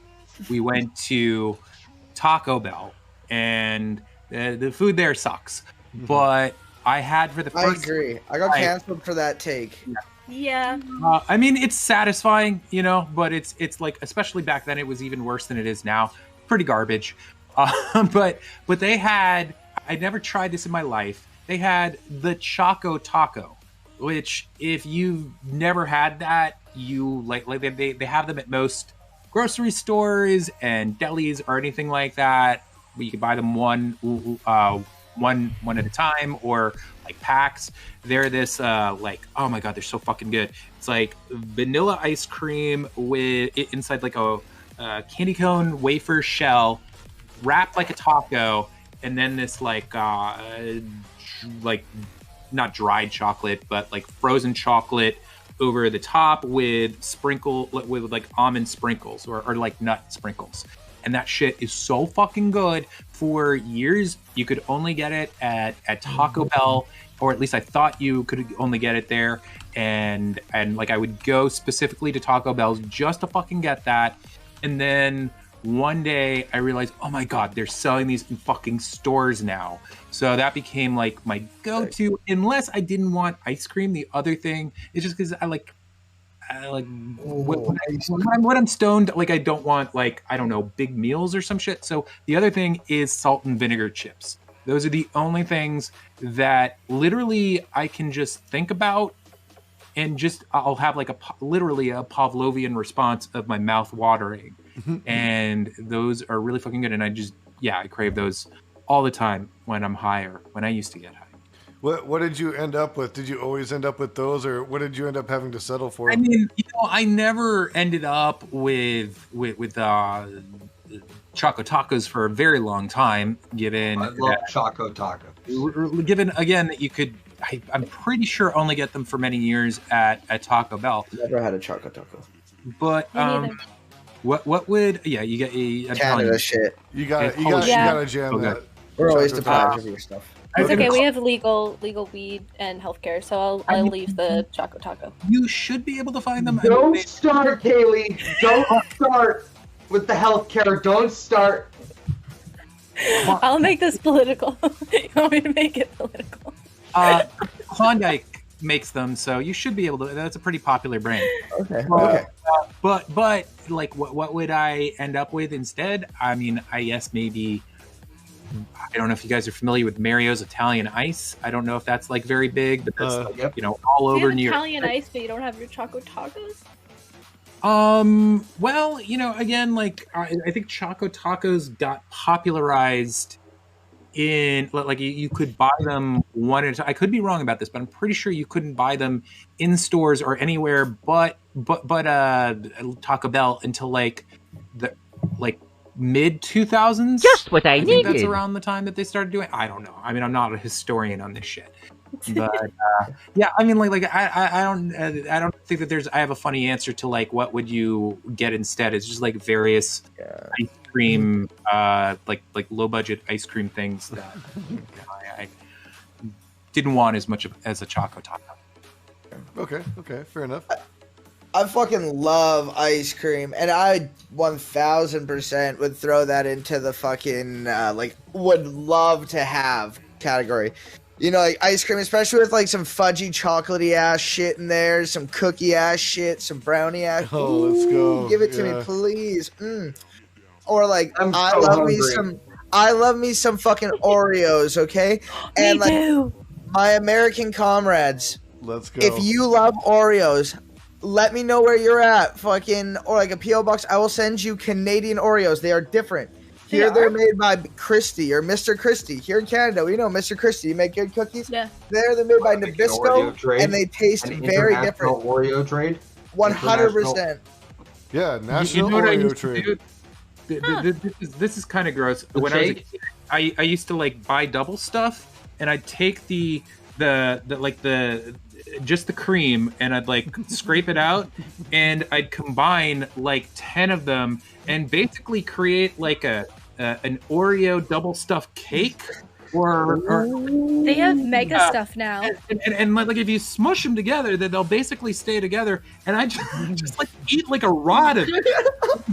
It was disgusting. I mean, looking back on it, it was disgusting. I loved it, and I probably just oh my god, it was probably like just really fucking me up, like my body sugar, you know, or it's like giving me like a real like head rush shit from When sugar. I get high, I can eat 2 things of Oreos. I will specifically like plan a night where I ate really good all week, and then I can eat 2 things of Oreos because I love Oreos. The peanut butter pie ones. I don't like the mega stuff. I thought I would because I like icing, but regular double stuff, peanut butter golden pie, but ones. now Yeah, I peanut want butter it. pie. It has chocolate, peanut butter, and then it has graham cracker cookie. The golden Oh. Oreos are as far as I'll go, and those were pretty okay. No, Golden Y'all oh, are they're okay. so killing good. me. I'm so hungry right now. Well, what is your? You haven't said yours, Spagett. What is what's your munchies? Was TALORX done? It wasn't quite done. But like Oreos are there, but I can't trust myself with Oreos. Like I'll eat a family size bag. Like you get like the Same. 4 box that has like 4 family size bags in the box. Like I get the family size, you know, like for like the Quiverful movement, you know, like them, like the ones they get. Fucking, I'd be fucking eating a Quiverful. Tell you fucking what?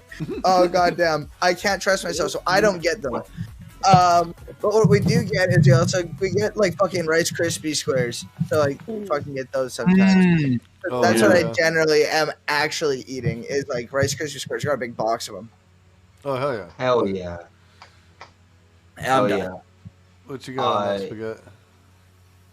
All right, so what I always want and don't have are baked goods like Danishes or croissants or like glazed. Oh, like there's a really good bakery near me. They make this thing called the creme muffin that is a croissant in the shape of a muffin that's covered in cinnamon and sugar.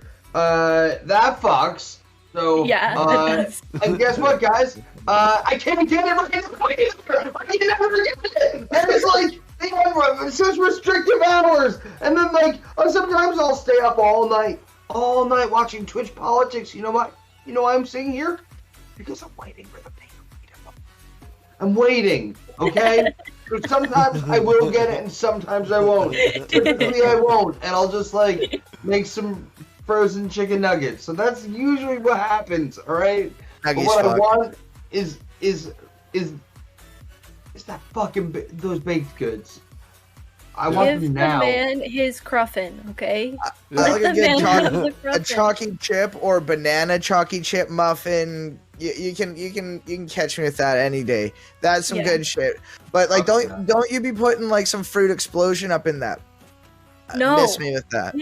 No fruit explosion muffins, chocolate chips or banana. That's the only fruit, and it must be made from them.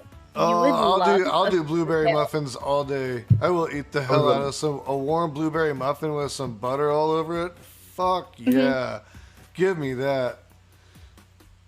But so what are yours, Jason? So mine would be, dude, it's fucking ice cream sandwiches, dude.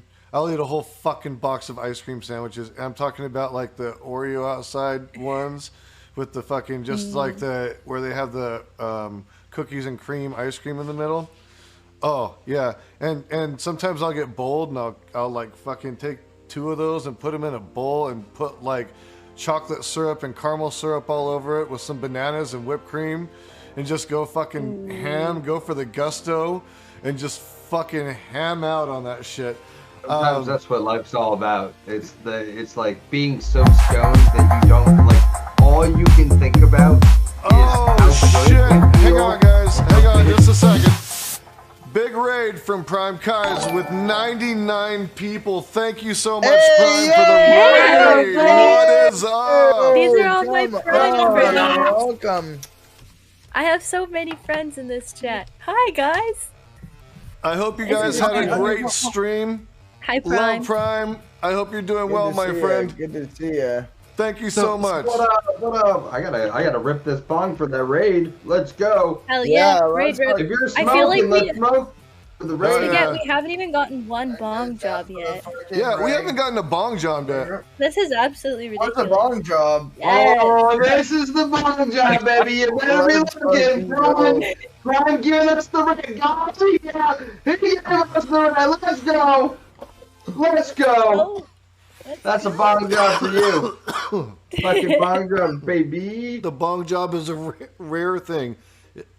We only get it on Stonercast. Exactly. Only it's a Stonercast exclusive. I only give bong jobs. Bong jobs. What the fuck? So guys, now that we have this raid, hello everyone. How are you? You're looking just amazing.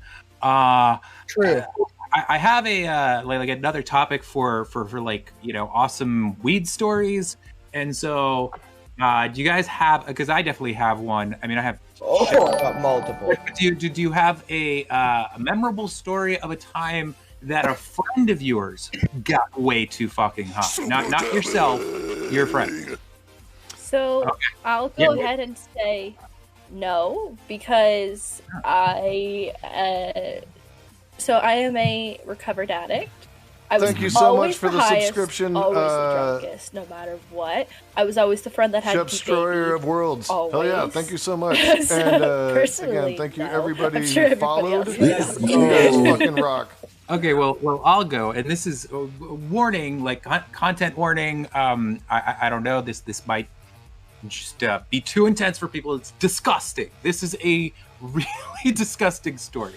So when I was in college, my friend Victor and I, we hung out with a whole shitload of people, but we were both tripping on acid. Now, I think we were one of the, maybe there were 2 or 3 others who were doing that.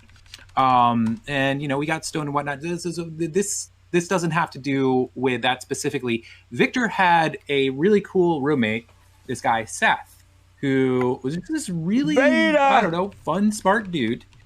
But that night, he had been getting super ripped. Like, he smoked a lot of fucking weed, but he also got, like, really, really drunk. So we're at, like, kind of like the peak of our trip, right? And oh, by the way, did I say this? Yeah, Seth was his roommate, right? So we go to their dorm. When I say that they were roommates, like literally they lived in the same room, 2 beds in the same room.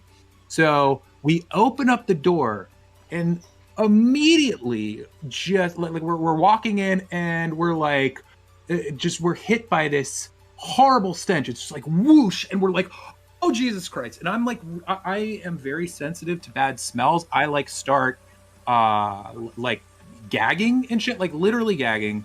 It's shit, you know. We're smelling shit. I look inside, and you can literally see. And I don't think it was just because I was stoned, but tripping on acid. But maybe it was. You know when like you can actually see like heat waves and like it's really hot out, and you can see like the air kind of like rippling and shit. Oh yeah. Well, you could see like the stench of shit like vibrating in the air, and I'm in like the the hallway, and I like really smell it. So like I look in, and he's like going over to his friend, and dude, I swear to God, Seth was passed out, and not only like the dude looked like he had taken a shit and then just like smeared it all over his body. The dude looked like Gigi. No!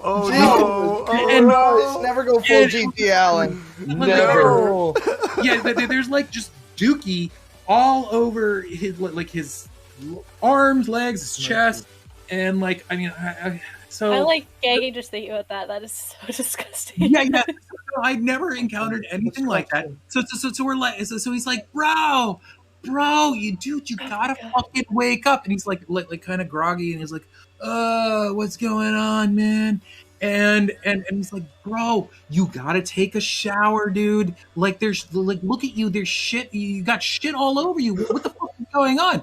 And the guy gets up and he goes, oh, bro, don't worry. It's my brown. It's my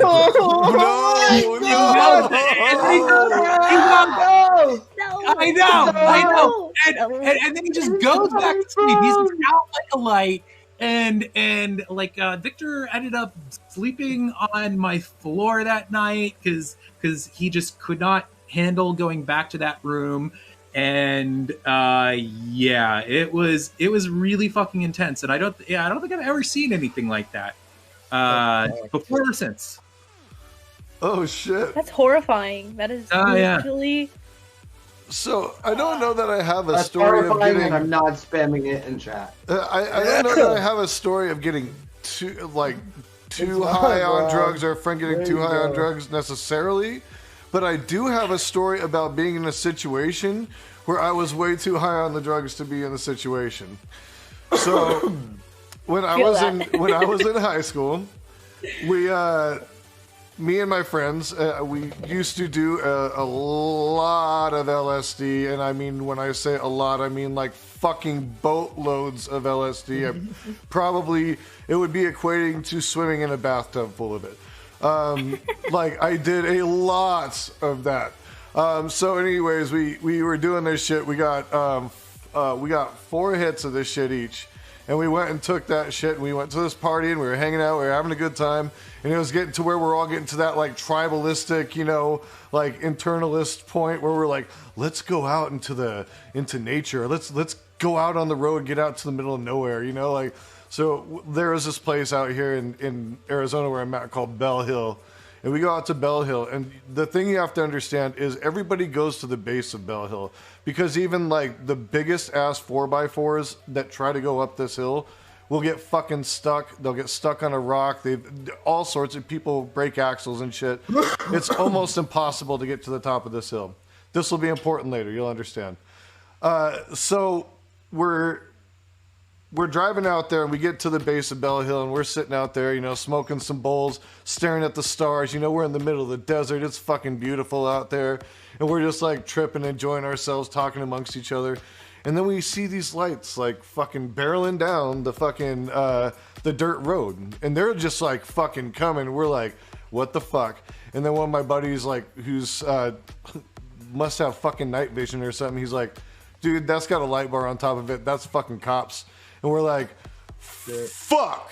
oh fuck, oh we're so fucked, you know, like, and so like my buddy's like, no, just chill, we got this, you know. So it was a sheriff because we're out in the county, you know, and the sheriff pulls up. He's like, what are you guys doing out here?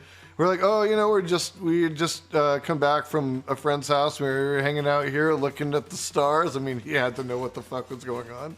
It's rather obvious, you know. He's like, yeah, we got a noise complaint out here, and you know, this fucking what's he say? He's like, it's we're a little concerned about that. We're gonna need your licenses and IDs and all this shit. And I think I was this was still around the time where I didn't even have a driver's license, so I think I had like a school ID. You know, that's what I had. You know, and I'm like, oh fuck, dude. And I like my buddy was like, just give it to me.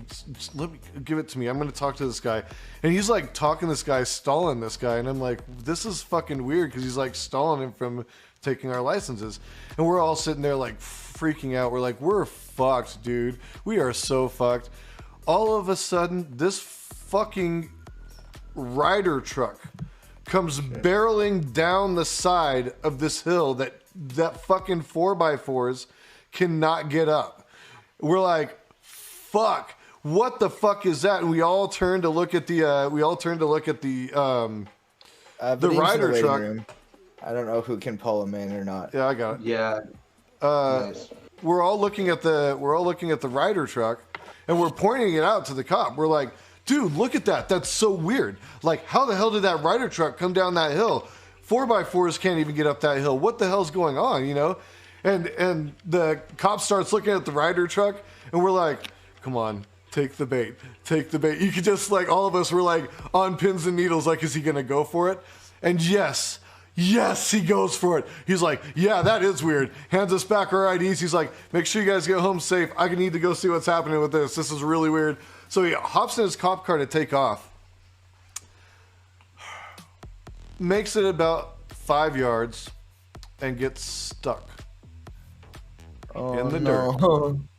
Oh, no. He's like, shit, I think I'm going to need to call for backup. And we're like, to help get me out of this. And we're like, no, we'll help you push your car out.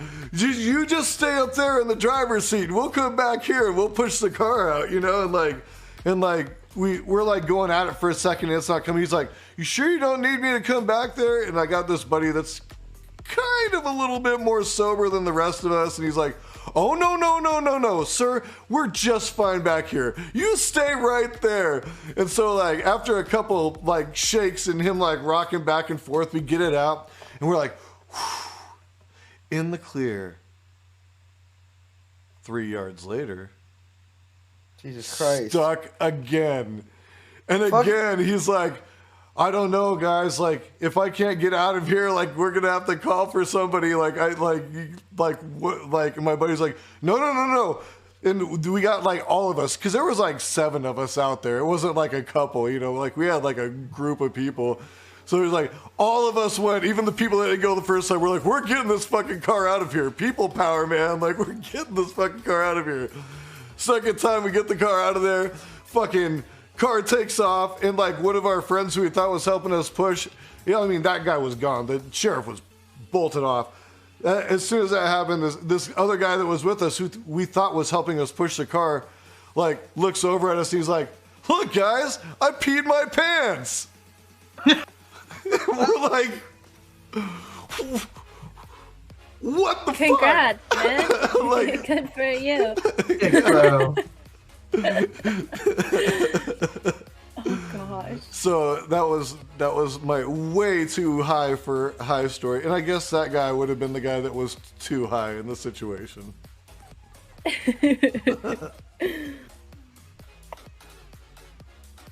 I just had another. I mean, I want to hear everybody else's story, but I just thought of a story that I haven't told in like I think at least 10-15 years. I just totally forgot about it. It's pretty amazing. So I would love to the chance to tell that a little bit later.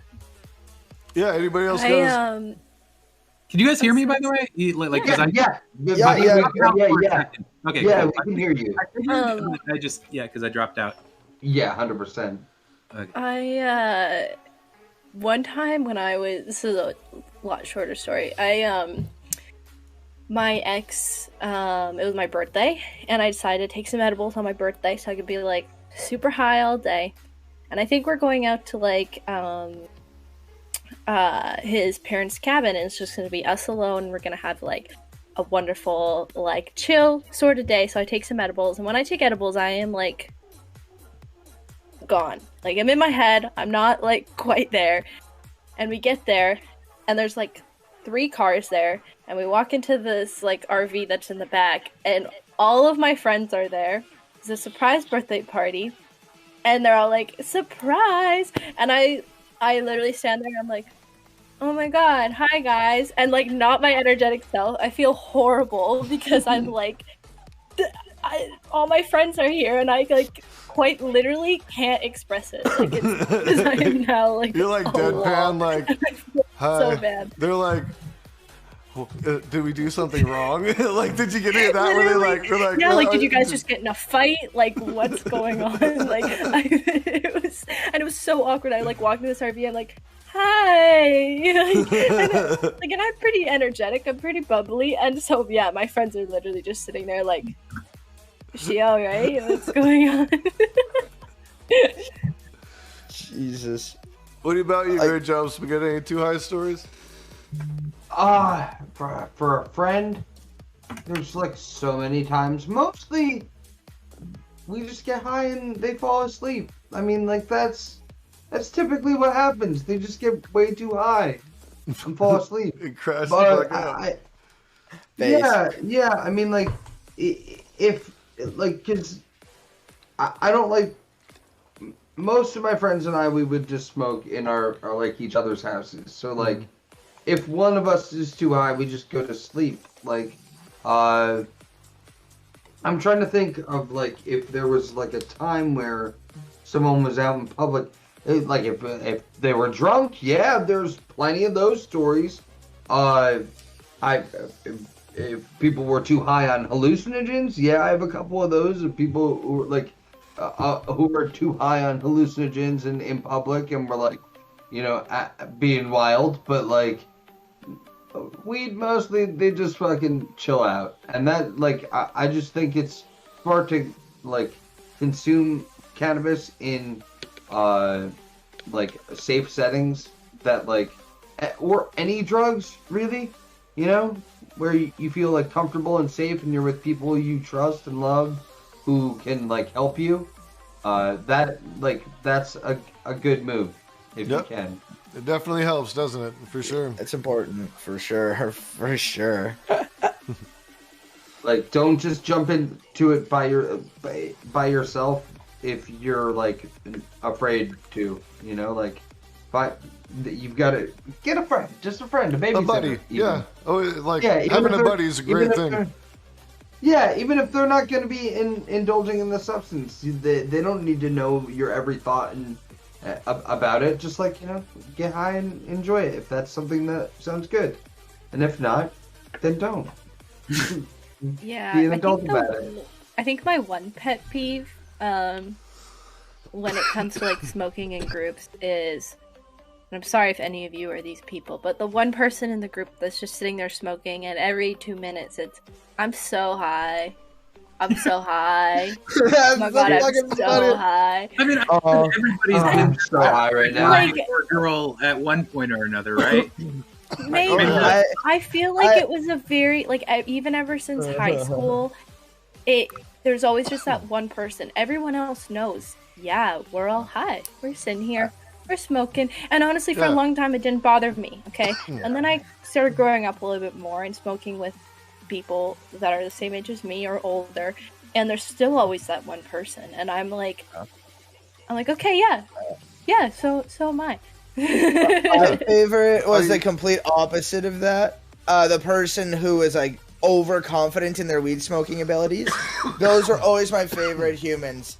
Like I actually had like a bad habit of like greening people out, or like people would green out because like they would fucking want to fucking, you know, prove that they can smoke all this shit. Yeah. Yeah, for those of you who don't know, like smoking too much and passing out.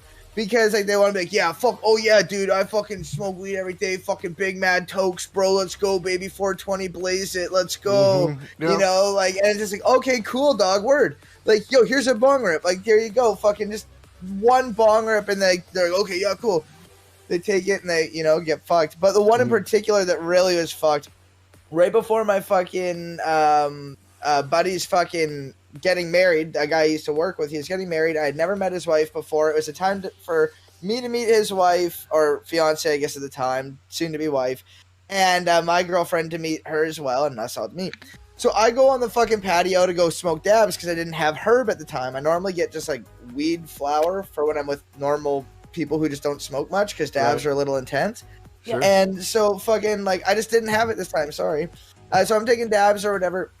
And he's like, yo, can I take a fucking one? I'm like, bro, like, you need to understand. You know, I gave him the fucking talk, like, dog, like, these, you don't fuck around, bro. Like, I know, like, like, you've smoked weed a couple times and shit, but, like, these are, like, dabs. Like, you could get, like, pretty fucking high. Like, are you sure? Yeah. You know, they're talking. Okay, sure. So I give him, like, a little fucking dab. My dude fucking takes this dab, coughing like crazy. Of course, it's a dab. Fucking, like, we go inside, fucking after like 5 minutes of him coughing, we go inside. He's just standing there and he's staring at us. His wife's at the table with my fucking girlfriend. They're probably having some conversation about whatever. And he's just staring like... And I'm like, what's up, dude? He's like, I am not okay. And I'm like, okay, bro. He's like, you guys should go. And I'm just like we had been there maybe 30 minutes, maybe, you know, because like this is like I'm just getting my shit set up, like ooh wee, like we're gonna have a good night. He's getting his bottles popping. I'm getting my version, get my dab rig out. Fucking 30 minutes in, my dude, fucking, you guys should go. And his wife is just so concerned, like thinking that I just gave this dude fucking drugs. Like, who the fuck is this guy? Like, what the fuck is happening? Fucking like this dude's coming to our wedding. What the fuck? So we're like, oh. Okay. So we pack all of our shit and go or whatever. I text him fucking like an hour later, like, hey, how you doing? Are you okay? No answer. I go into work the next day because it was a weekday, you know, like fucking whatever. Wasn't there. Oh, I fucking no. text him in the morning again, no answer. Like, what the fuck's up, dude? And he was like, fucking, like, bro, I was so fucking sick this morning. Like, what the fuck did you do to me? Like, fuck you, dude. Like, what did you give me? Like, you fucking, like, drugged me, bro. Like, what the fuck? Like, that's some fucked up shit. I'm like, dog, I warned you. It was a dab. He was so mad. I was just like, yeah, he had to call in sick. Oh, it was bad. Oh, I learned when I... Oh, sorry. When I used to give people dabs, because I would smoke a lot of dabs, I stopped giving them any, and I would just burn whatever was left on the wand, because I would be too scared to give them too much, because like that's smart. Oh, and it works. Sometimes I do that. I'll clean off and I'll smoke whatever's left in there, and it helps a lot. But I've been in both positions where I've been given dabs, and actually, weirdly enough, almost the same situation. I was the girlfriend in the situation, meeting my coworkers, friends, my boyfriend's coworkers, girlfriend too, and I was the one given the dab, and I used to smoke dabs a bit at this point, and I used to smoke dabs a lot. Haven't smoked them in like a year at that point, and Yep. Yeah, and we were going to go play that game. But it's like almost like a mini trampoline with the ball, spike ball, I think, and you like bounce it off. I don't know, and we were gonna go play that, and I was like, "What the fuck? We also just smoked dabs, and now you guys want to go play spike ball in a field?" I was like, "Oh my god!" We go there. I'm like trying to like keep the energy and like be fun and stuff, and I literally like it was so hard. I'm like, how do you have if I smoke weed, I don't have the hand-eye coordination anymore. Like, it's gone. I can't do that sort of things. It's not possible. Sorry, Spagett, I cut you off there. You're good, totally. I do forget what I was gonna say completely, though, because for some reason I have short-term memory loss and death sometimes. Every once in a while. Usually when I'm on this show, I have a lot of short-term memory loss. Yeah, that seems to be a common thing with most of our guests. My first dab. I remember my first dab. I was at a friend's house, and like he gave me he's like, I'll give you a little baby dab, and I remember thinking, this feels like I've never smoked weed before, and I'm just learning how to like deal with life again. Like it felt like the first time getting high all over again. And I smoked weed every day at that point. And my that little dab high lasted like 8 hours. I ate like 4 meals. I just kept going to different places around in the area, and like would come back and like play a round of Destiny, and then go back and eat more food, and like it was a good time. It was a good time. Yeah. I remember the first time I dabbed, and it was really scary, really only because I was with these 2 guys that I barely knew. They seemed friendly. One of them seemed kind of like fucking weird, but the other one was very like they were both friendly, and the other one kind of seemed like they weren't. Neither of them were the kind of people that I would normally hang out with, but they were in my building, right? They were in my building, so they just like, when I would see them, they'd be like, hey, you got to come over to our pad and get high. So I got there, and I didn't know what the fuck like dabbing was, and he's like, check this out. So I was like, I take it, and at first I'm just like, I'm good. I'm like really enjoying things, and I'm talking with these guys. And I don't know, like, hey, if anyone out there, if this is your thing, like, that's cool. But there were a lot of things about this that I just felt like weirded out by. They were like the other guy who was like a little weirder than the other dude, like leans into me and he's like, dude, you know what? You gotta come over, bro. Like next Friday night, because like, dude, me and Alex over here, we got like 2 hoes the other week, and we like fucked the shit out of them on as I'm hearing this, I realize he's talking about like just getting prostitutes and yeah, like we 3 of them, and just like I'm telling you, bro, these are the hottest girls. And the guy who I thought was cool is just sitting there, just like looking like, yeah, So like just listening to him say all this, and I was like oh my god, like I am like in some ways higher than I've ever been. And I'm kind of like having these dudes like propose group sex with me with some prostitutes in the future. Yeah, that's not the story that I wanted to tell, but yeah, that's the first time that I It's a story that needed to be told. Yeah, that is so then what happened next weekend when you went? Oh yeah, we just fucked the shit out of these codes. Load that point. Hell yeah. Blowjob. Yeah, did you go to anal point or blowjob point? Yeah, we were at anal point for a little bit, but it like wasn't as cool as usual. Not as many people just getting slammed in the ass. Fuck yeah, I feel that. Feel it for sure. So wait. Can I tell this other story? Because I'm so. If you're on it, go for it. I'm so excited to remember this story. I haven't thought of this in so long. Okay, so I'm in college, right?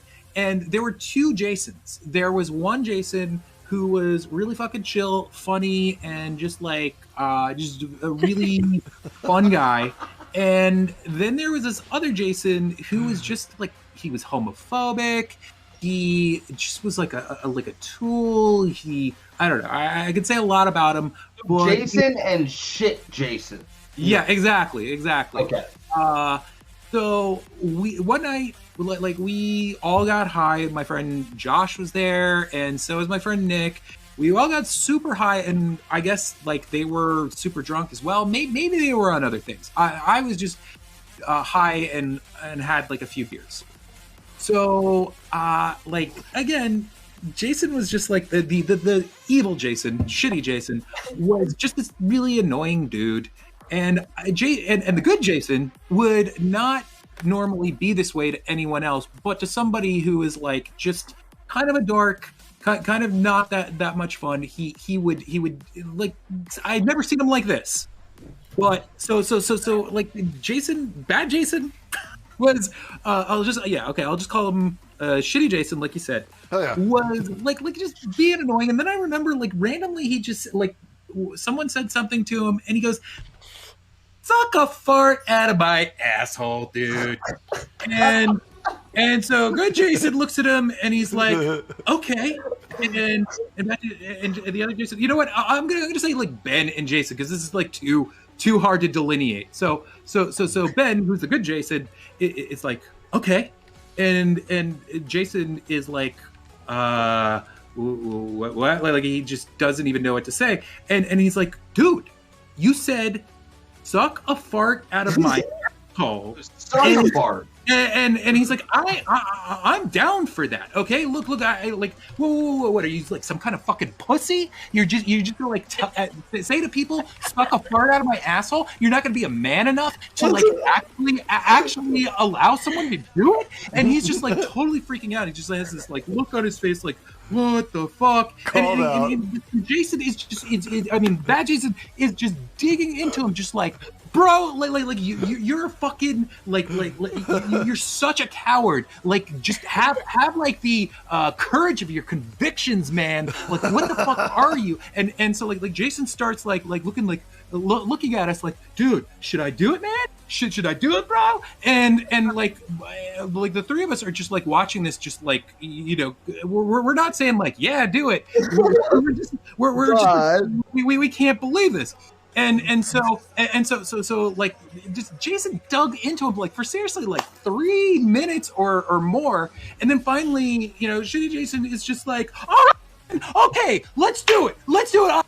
Okay, man, I'll do it. Like, you could suck a fart out of my asshole. So he like pulls down his pants, and I'm like, what? Where the fuck is this going?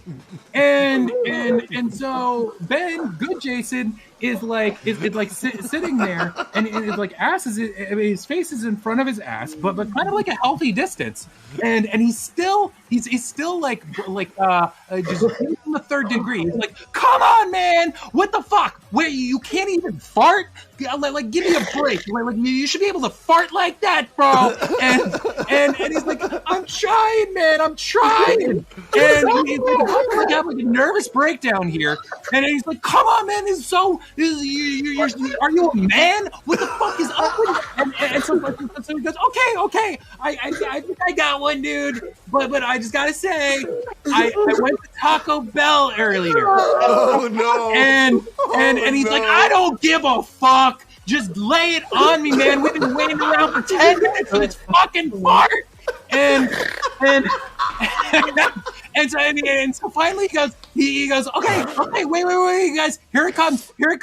Jason, good Jason, like backing away from his ass, like far away from his ass, and we're just like waiting, and his like ass cheeks are like trembling, and then all of a sudden we just hear,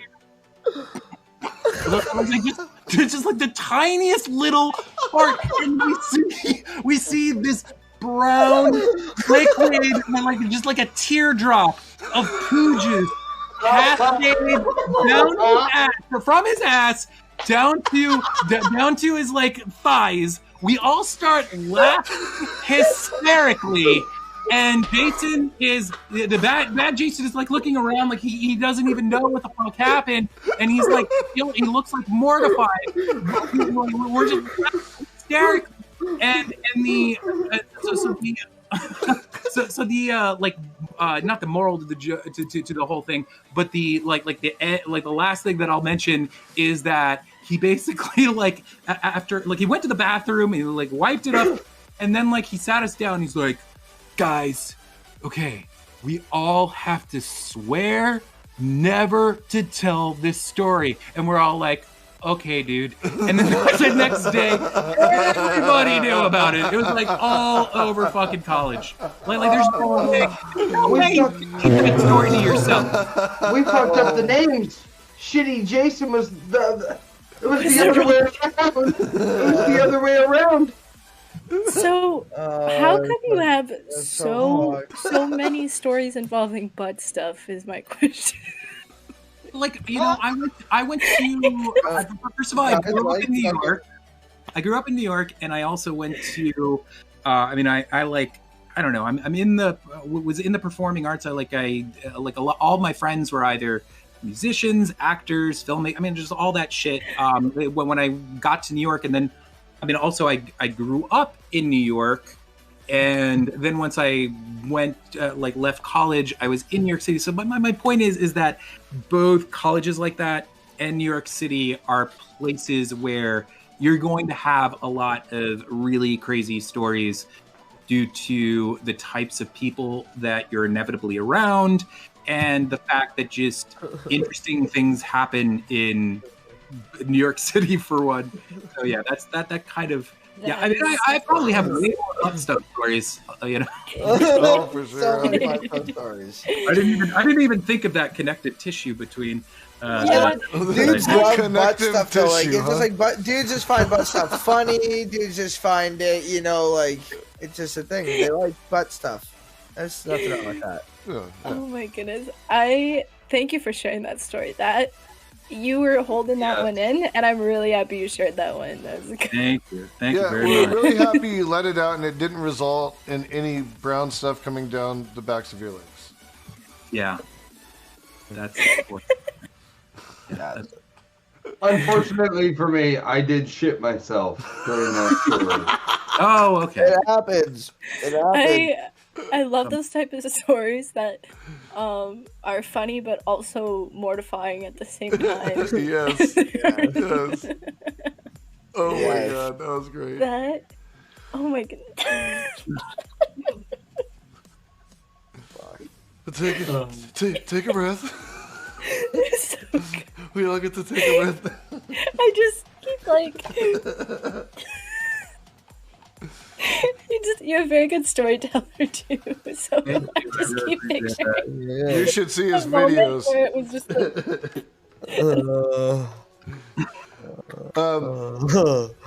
None of us knew where Jason was going. The good Jason was going with that, and like we were like, what? You know, just like, what the fuck is the end? What is he trying to do here? And then, you know, the entire time, like, that's what he was trying to get him to do, just to like fart and for him to be like, you know, to have his pants pulled down and all that shit. And it just turned out even more humiliating for bad Jason than he ever, you know, could hope for. So, you know. That's good. I'm glad. Well, it seems like, desserts. you know, maybe he kind of, he kind of deserved it.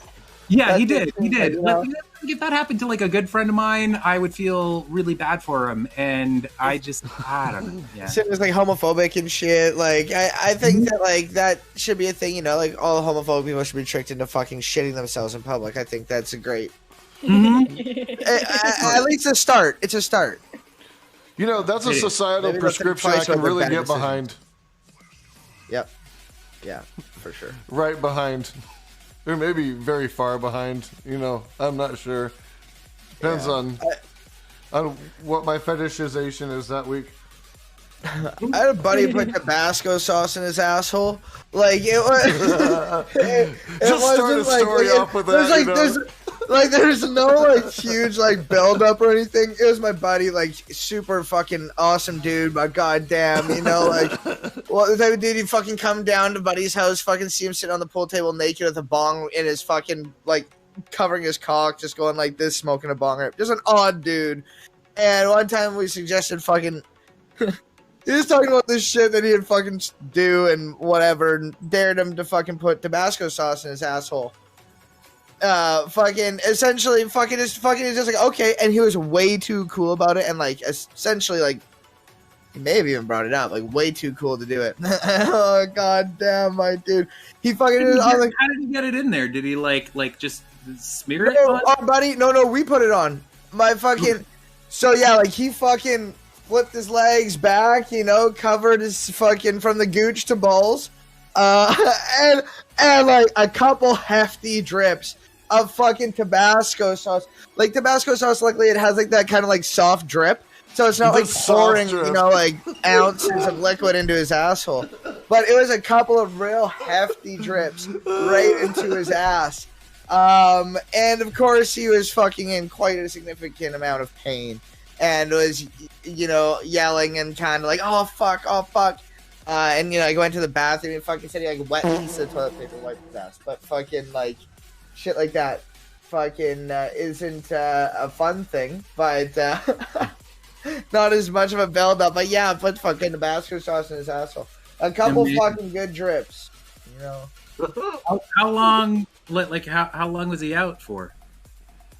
Oh, my dude. Like, I want to like make it clear. Like, this dude's a fucking animal. Okay. Like, this dude is a fucking like. He was cool with it. Way too cool with it. Pre and post. Pre and post. Way too cool. Oh no! Fucking like, yeah, like fucking like he was like, oh fuck, and he like went to the bathroom like I said, and was kind of like wiping his ass and like wiping his ass with like fucking wet toilet paper and shit. Fucking, but like once I got it out and shit, he said if he felt it for a fucking minute, like for like a few days, like you could feel it. But like he took it way too cool. The same dude got dared to fucking get Lemon Party tattooed on his ass and got Lemon Party tattooed on his ass. I would never recommend that people Google Lemon Party. Do not go into Google and type in Lemon Party. Still online? I guess it is. Somebody. Probably. Oh yeah, even Big Lemon Party's still online. And if you don't know about Big Lemon Party, the internet, and you should know that. I mean, I've seen it, but yeah. I guess that something like that will just stay there forever. Yeah. Have you seen Big Lemon Party at the pool? Do not look into that. It is awful. Seriously though, like it's gross. Don't look into it unless you're into that. It's up there with 2 girls, 1 cup for sure. It's up there. But fucking yeah, he got Lemon Party tattooed on his ass. Or down there. Down yeah, there. like on the way down the there, low scale down. Of things you should watch in your life. Oh man, I had some friends that used to work for CC Bill, and if you know what that is, it's like the porn credit card processor. And they would just tell me stories of like the horrors of the fucking like shit porn and like weird like piss porn. And I'm not trying to kink shame whatever you're into, but they would like my brother worked there for a while too, my little brother. And fucking he'd come home and just tell me horror stories about the shit that they would see. Like, there was one where, like, this guy was getting pissed off because he was trying to access this video, and so, my brother's got to do, like, a check, on the site, see, will the video run for me, Oh, yeah, he had to watch the video that the guy wanted him to watch. Yep. Yeah. Yep. And it was a lady snorting cum off of a fucking glass coffee table, and I'm just I've seen a clip of that. I'm just like... oh, yeah, that's not even that bad.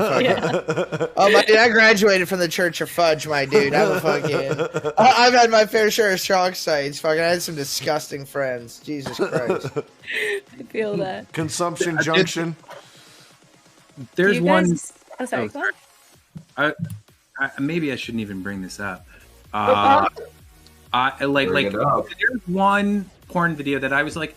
I was shown. I mean, this actually is like a too high video in a way. I think anyone is too alive to see this. Seeing it on its own, just like you don't need to be too stoned. And if you smoked any weed, you're too stoned once you see this. Mm-hmm. It's the worst porn that I've ever seen in my life. The most. I shouldn't tell you guys what this is, but now I have to. Oh my God. You built it up. Guys, you got it. You guys are not going to find this funny. It's just straight up horrifying. I saw a video, and maybe you've heard about this because, like, when I saw it, I was like, "What the fuck?"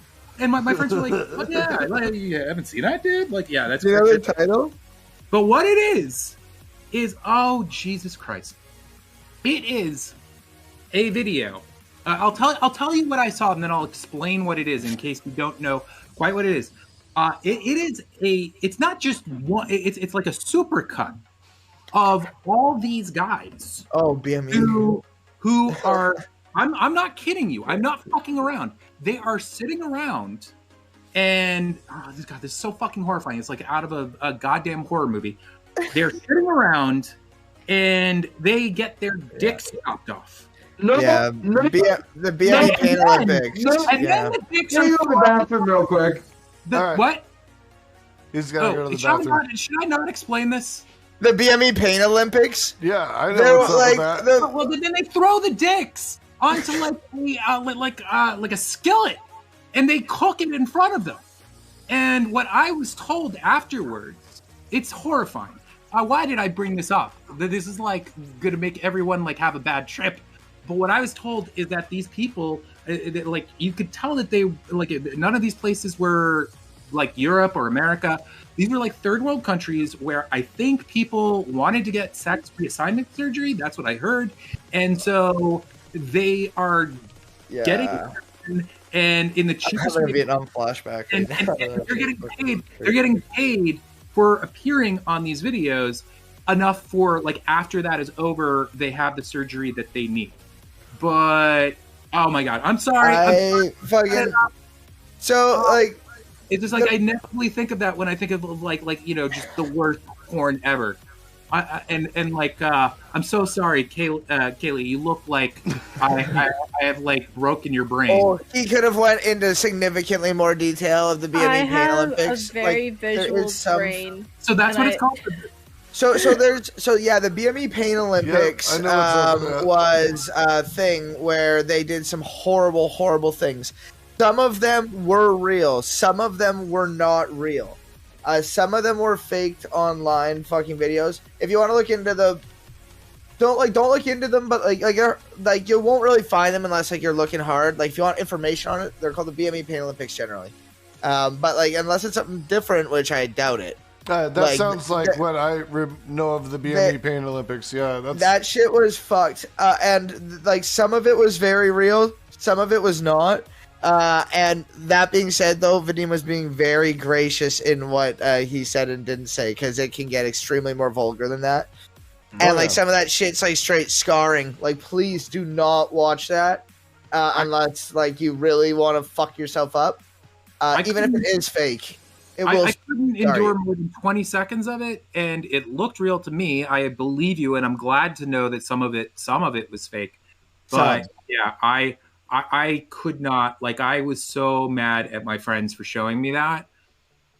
Normally, I'm the guy who people are mad at for showing them horrible things. But yeah, in that situation, yeah. So sorry if I brought like the energy down with that. Well, I might be able to offer a segue.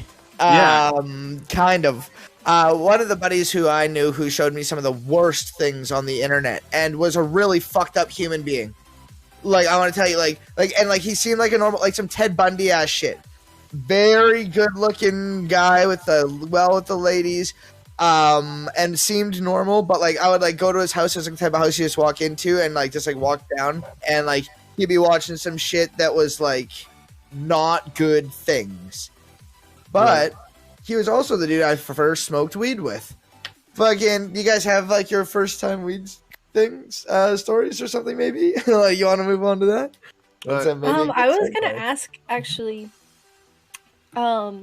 before we got into the porn part, I was wondering if you guys had any like, because we were talking about sex before, I was wondering if we had any weed sex stories that are, it's kind of for me, I have a very minor one, and it was my senior skip day, and I didn't really actually drink very much in high school. I mostly just smoked weed, and so I was like smoking weed the whole day, and I had this friend, and me and him were really good friends. We smoked a lot of weed together.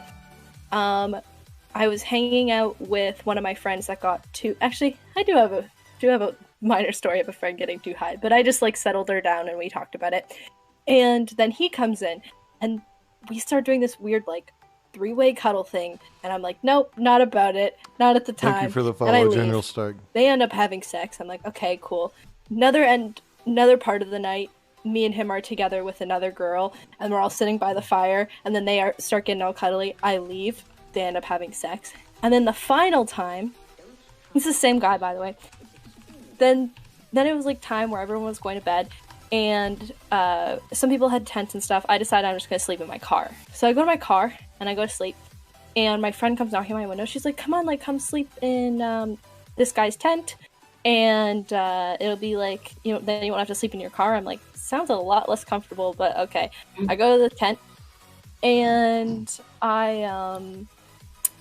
I pass out because I was like smoking weed all day, and then I wake up in the morning, and they had sex beside me in the bed, which was so messed up. Like at the time, yeah, like I laughed it off. And by the way, like we're 18, but I like laughed it off. But the more I thought about it over the years, I'm like, that was really fucked up because first of all, I didn't even want to be in that tent. I got told I should go to that tent with my friend, and then my friend ended up. And also, I ended up being that guy's good luck charm the entire night. Every single time that he got with a girl, I was right there the entire time. Oh no! Oh no! I was literally every single time. But like that one wasn't really involving weed. But for me, like I don't have any like weird ones myself. But I was wondering, yeah, if you guys have any. Weed? That's something that I don't have. I got lots of drug stories, but I don't really. Me too. I feel like I don't really have any. Gray. Yeah, I feel like I don't have any like bad ones necessarily related to weed because most of the time when I'm like having sex, I forget that I'm high. Like I forget that that's even like a thing. I dated someone for a long time that really, really liked me to blow weed in their pussy. Like I don't know what it was. They fucking really liked me to blow weed in their pussy. So like naturally, I like eating pussy, so I would blow weed in her pussy, like weed smoke, you know. And she was like emphatic about it. She was really, really into it. Like she would get off on it. It was like such a fucking turn on for her, you know. And I'm just cool. I wonder if you can get even like a little bit high that way, because you know there are like membranes in, you know, that maybe could get high that way. I don't know. I don't know what this. I'm not sure the science behind that, whether you could or not, but it was like her thing, and it was like after that, it was like gangbusters. It was like that was gonna be a 3-hour session, dude. Fucking lock the door, fucking shit's happening, like go time, you know. And it was like, all right, cool. So that was like, I guess that would be like the most unusual. I don't kink shame. It's just not something I understand. I imagine that there's probably a better story, like a more crazy story than this. But I don't know. This is interesting. When I was in high school, my senior year, I had this girlfriend, Hillary, and she and I were like my family was like cool with me like having, I don't know, girlfriends over or something like that. So she came over and we got high and we were messing around, and she had her shirt off. I mean, like she was naked. I guess she was fully naked. Anyway, so we were making out and I guess other things. And I used to have. Well, I'll tell you this in a second. Yeah, okay. This is the best way to tell it. So like we're making out, and all of a sudden she goes, "Vadim, your nose," and I'm like, "Oh, what?" And I like all of a sudden, just all this blood starts dripping out, and just like basically starts dripping onto her naked breasts, and she's like, "Oh God, no!" And Shit. I was like, "Oh no!" And so the fact of the matter is that I've always had, well, maybe it stopped like in my mid-20s, but I always had this like bad habit of just having nosebleeds all the time because I did a lot of coke when I was like 10 years old. No, I'm kidding. I had allergies that made me do that, and so yeah, that likely story, Vadim. That was a little awkward, like bleeding over all over the chest of this, you know, really cute girlfriend that I had. Yeah. Fucking, I hope she understood. She did. She actually, like, afterwards we were laughing about it and she was cool with it, but it was still like, you know, it was kind of like a mood killer. Like, you know, It's because you didn't make a stigmata joke. You gotta make a stigmata joke. It'll turn her on again instantly. Okay. Next time. Happens. I mean, if you want to hear something interesting about like sex stuff too, like there's somebody in our chat that's she does like knitting and stuff, and she makes. Oh, yeah, the salad fingers. She makes willy warmers. That's fucking hilarious. Have you actually used it? Like, does it actually work? I've never Is it a meme or does it actually work? It's a meme. I suppose you could use it if you want to, but yeah, you know, they come in winter sizes and summer sizes. To keep your cock cozy. Yeah. Yeah. See? Sounds great. Shit, and it's a separation and everything, separate pouch. Comes on top. See, and I get like the hand model in to do all the like fancy footwork It's for me. very nice. Yeah, you saw the salad fingers, right? Same person. Oatmeal Billy. Salad fingers. Oh, nice. Yeah. I saw a thing on salad fingers, like the guy who made salad fingers today, talking about becoming an animator and shit. And it was really interesting. That's cool. And it actually made me think of you because I knew you had the salad fingers. I was gonna send it, fucking to you. Oh hell yeah! You should do that. Send that to me. So, like I said, chat, because of your guys' kind subscriptions and bits and stuff like that, the new stream deck did just come in. So thank you guys very much for that. Let's You guys go. fucking rock. Air horns. Hell yeah. Hell yeah. So, that said, I do want to give you guys we have gone well over our normal 2 hours, and that's fine, and I love that. But if any of you guys have any other obligations, you can take a moment to slide out. Otherwise, you're all welcome to stay.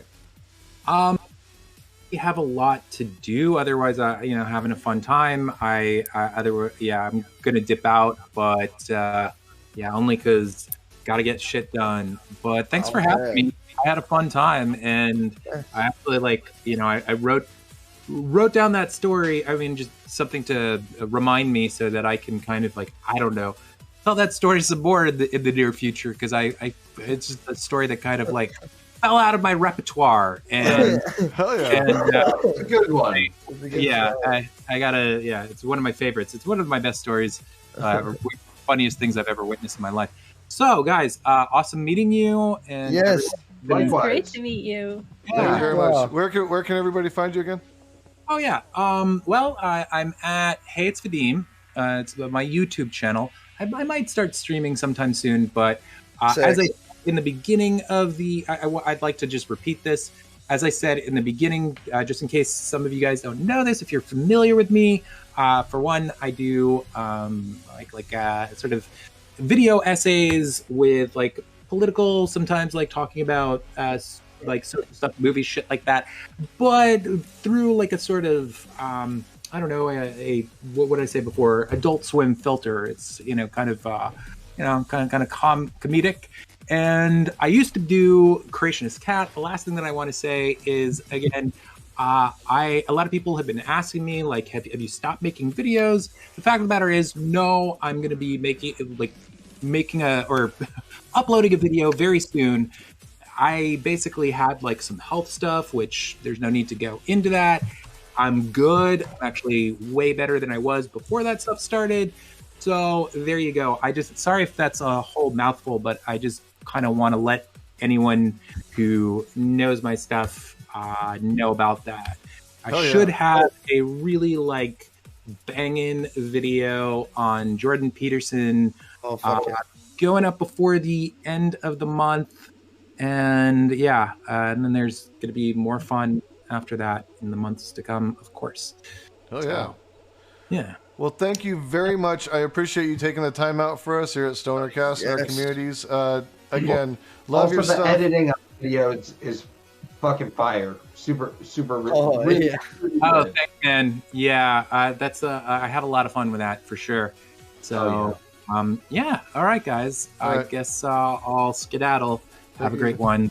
Have a good one. Have a good one. Bye. All right, guys. Yeah, I still got until 9:30, which is about 27 minutes. So I still got some time to walk. All yeah, right. I think I think I got I'm. about 27 minutes. I think I'm gonna hop off. It's getting late for me, but Cool. Jason, is Jason's camera Really funky for fucking- anyone else? Yeah, Yep. no, he kind of went funky frame. Yeah, your camera's like complete But- pixel. Oh, okay. there we go. It's back. It's Oh. back. There you go. Yeah. So, I don't stream. I do a show on Wix channel, Death of Certainty, as a call-in show, and yeah, people come in and they call in, and it's a really great community over there. So that's where you can find me. I think it's 6:00 Eastern time. And I'll be on Amazon Lily on Prime's channel on Tuesday as well. And yeah, that's pretty much. I just kind of like go on panels and stuff. I don't stream myself at the moment. But yeah, it was really great to come on. yeah. I always like doing this show. This was really fun. And I always meet friends, and I always get to hang out with my other friends, and it's really good. It's a good time. Hell yeah! Hell Well, we're yeah. always glad to have you too. You always bring a lot of engagement and interesting stories. So always appreciate that. And yeah, I hope you guys have a lot of success with the death of Wick. If death of certainty, poor Wick. I didn't mean it like that. Sorry. Wick.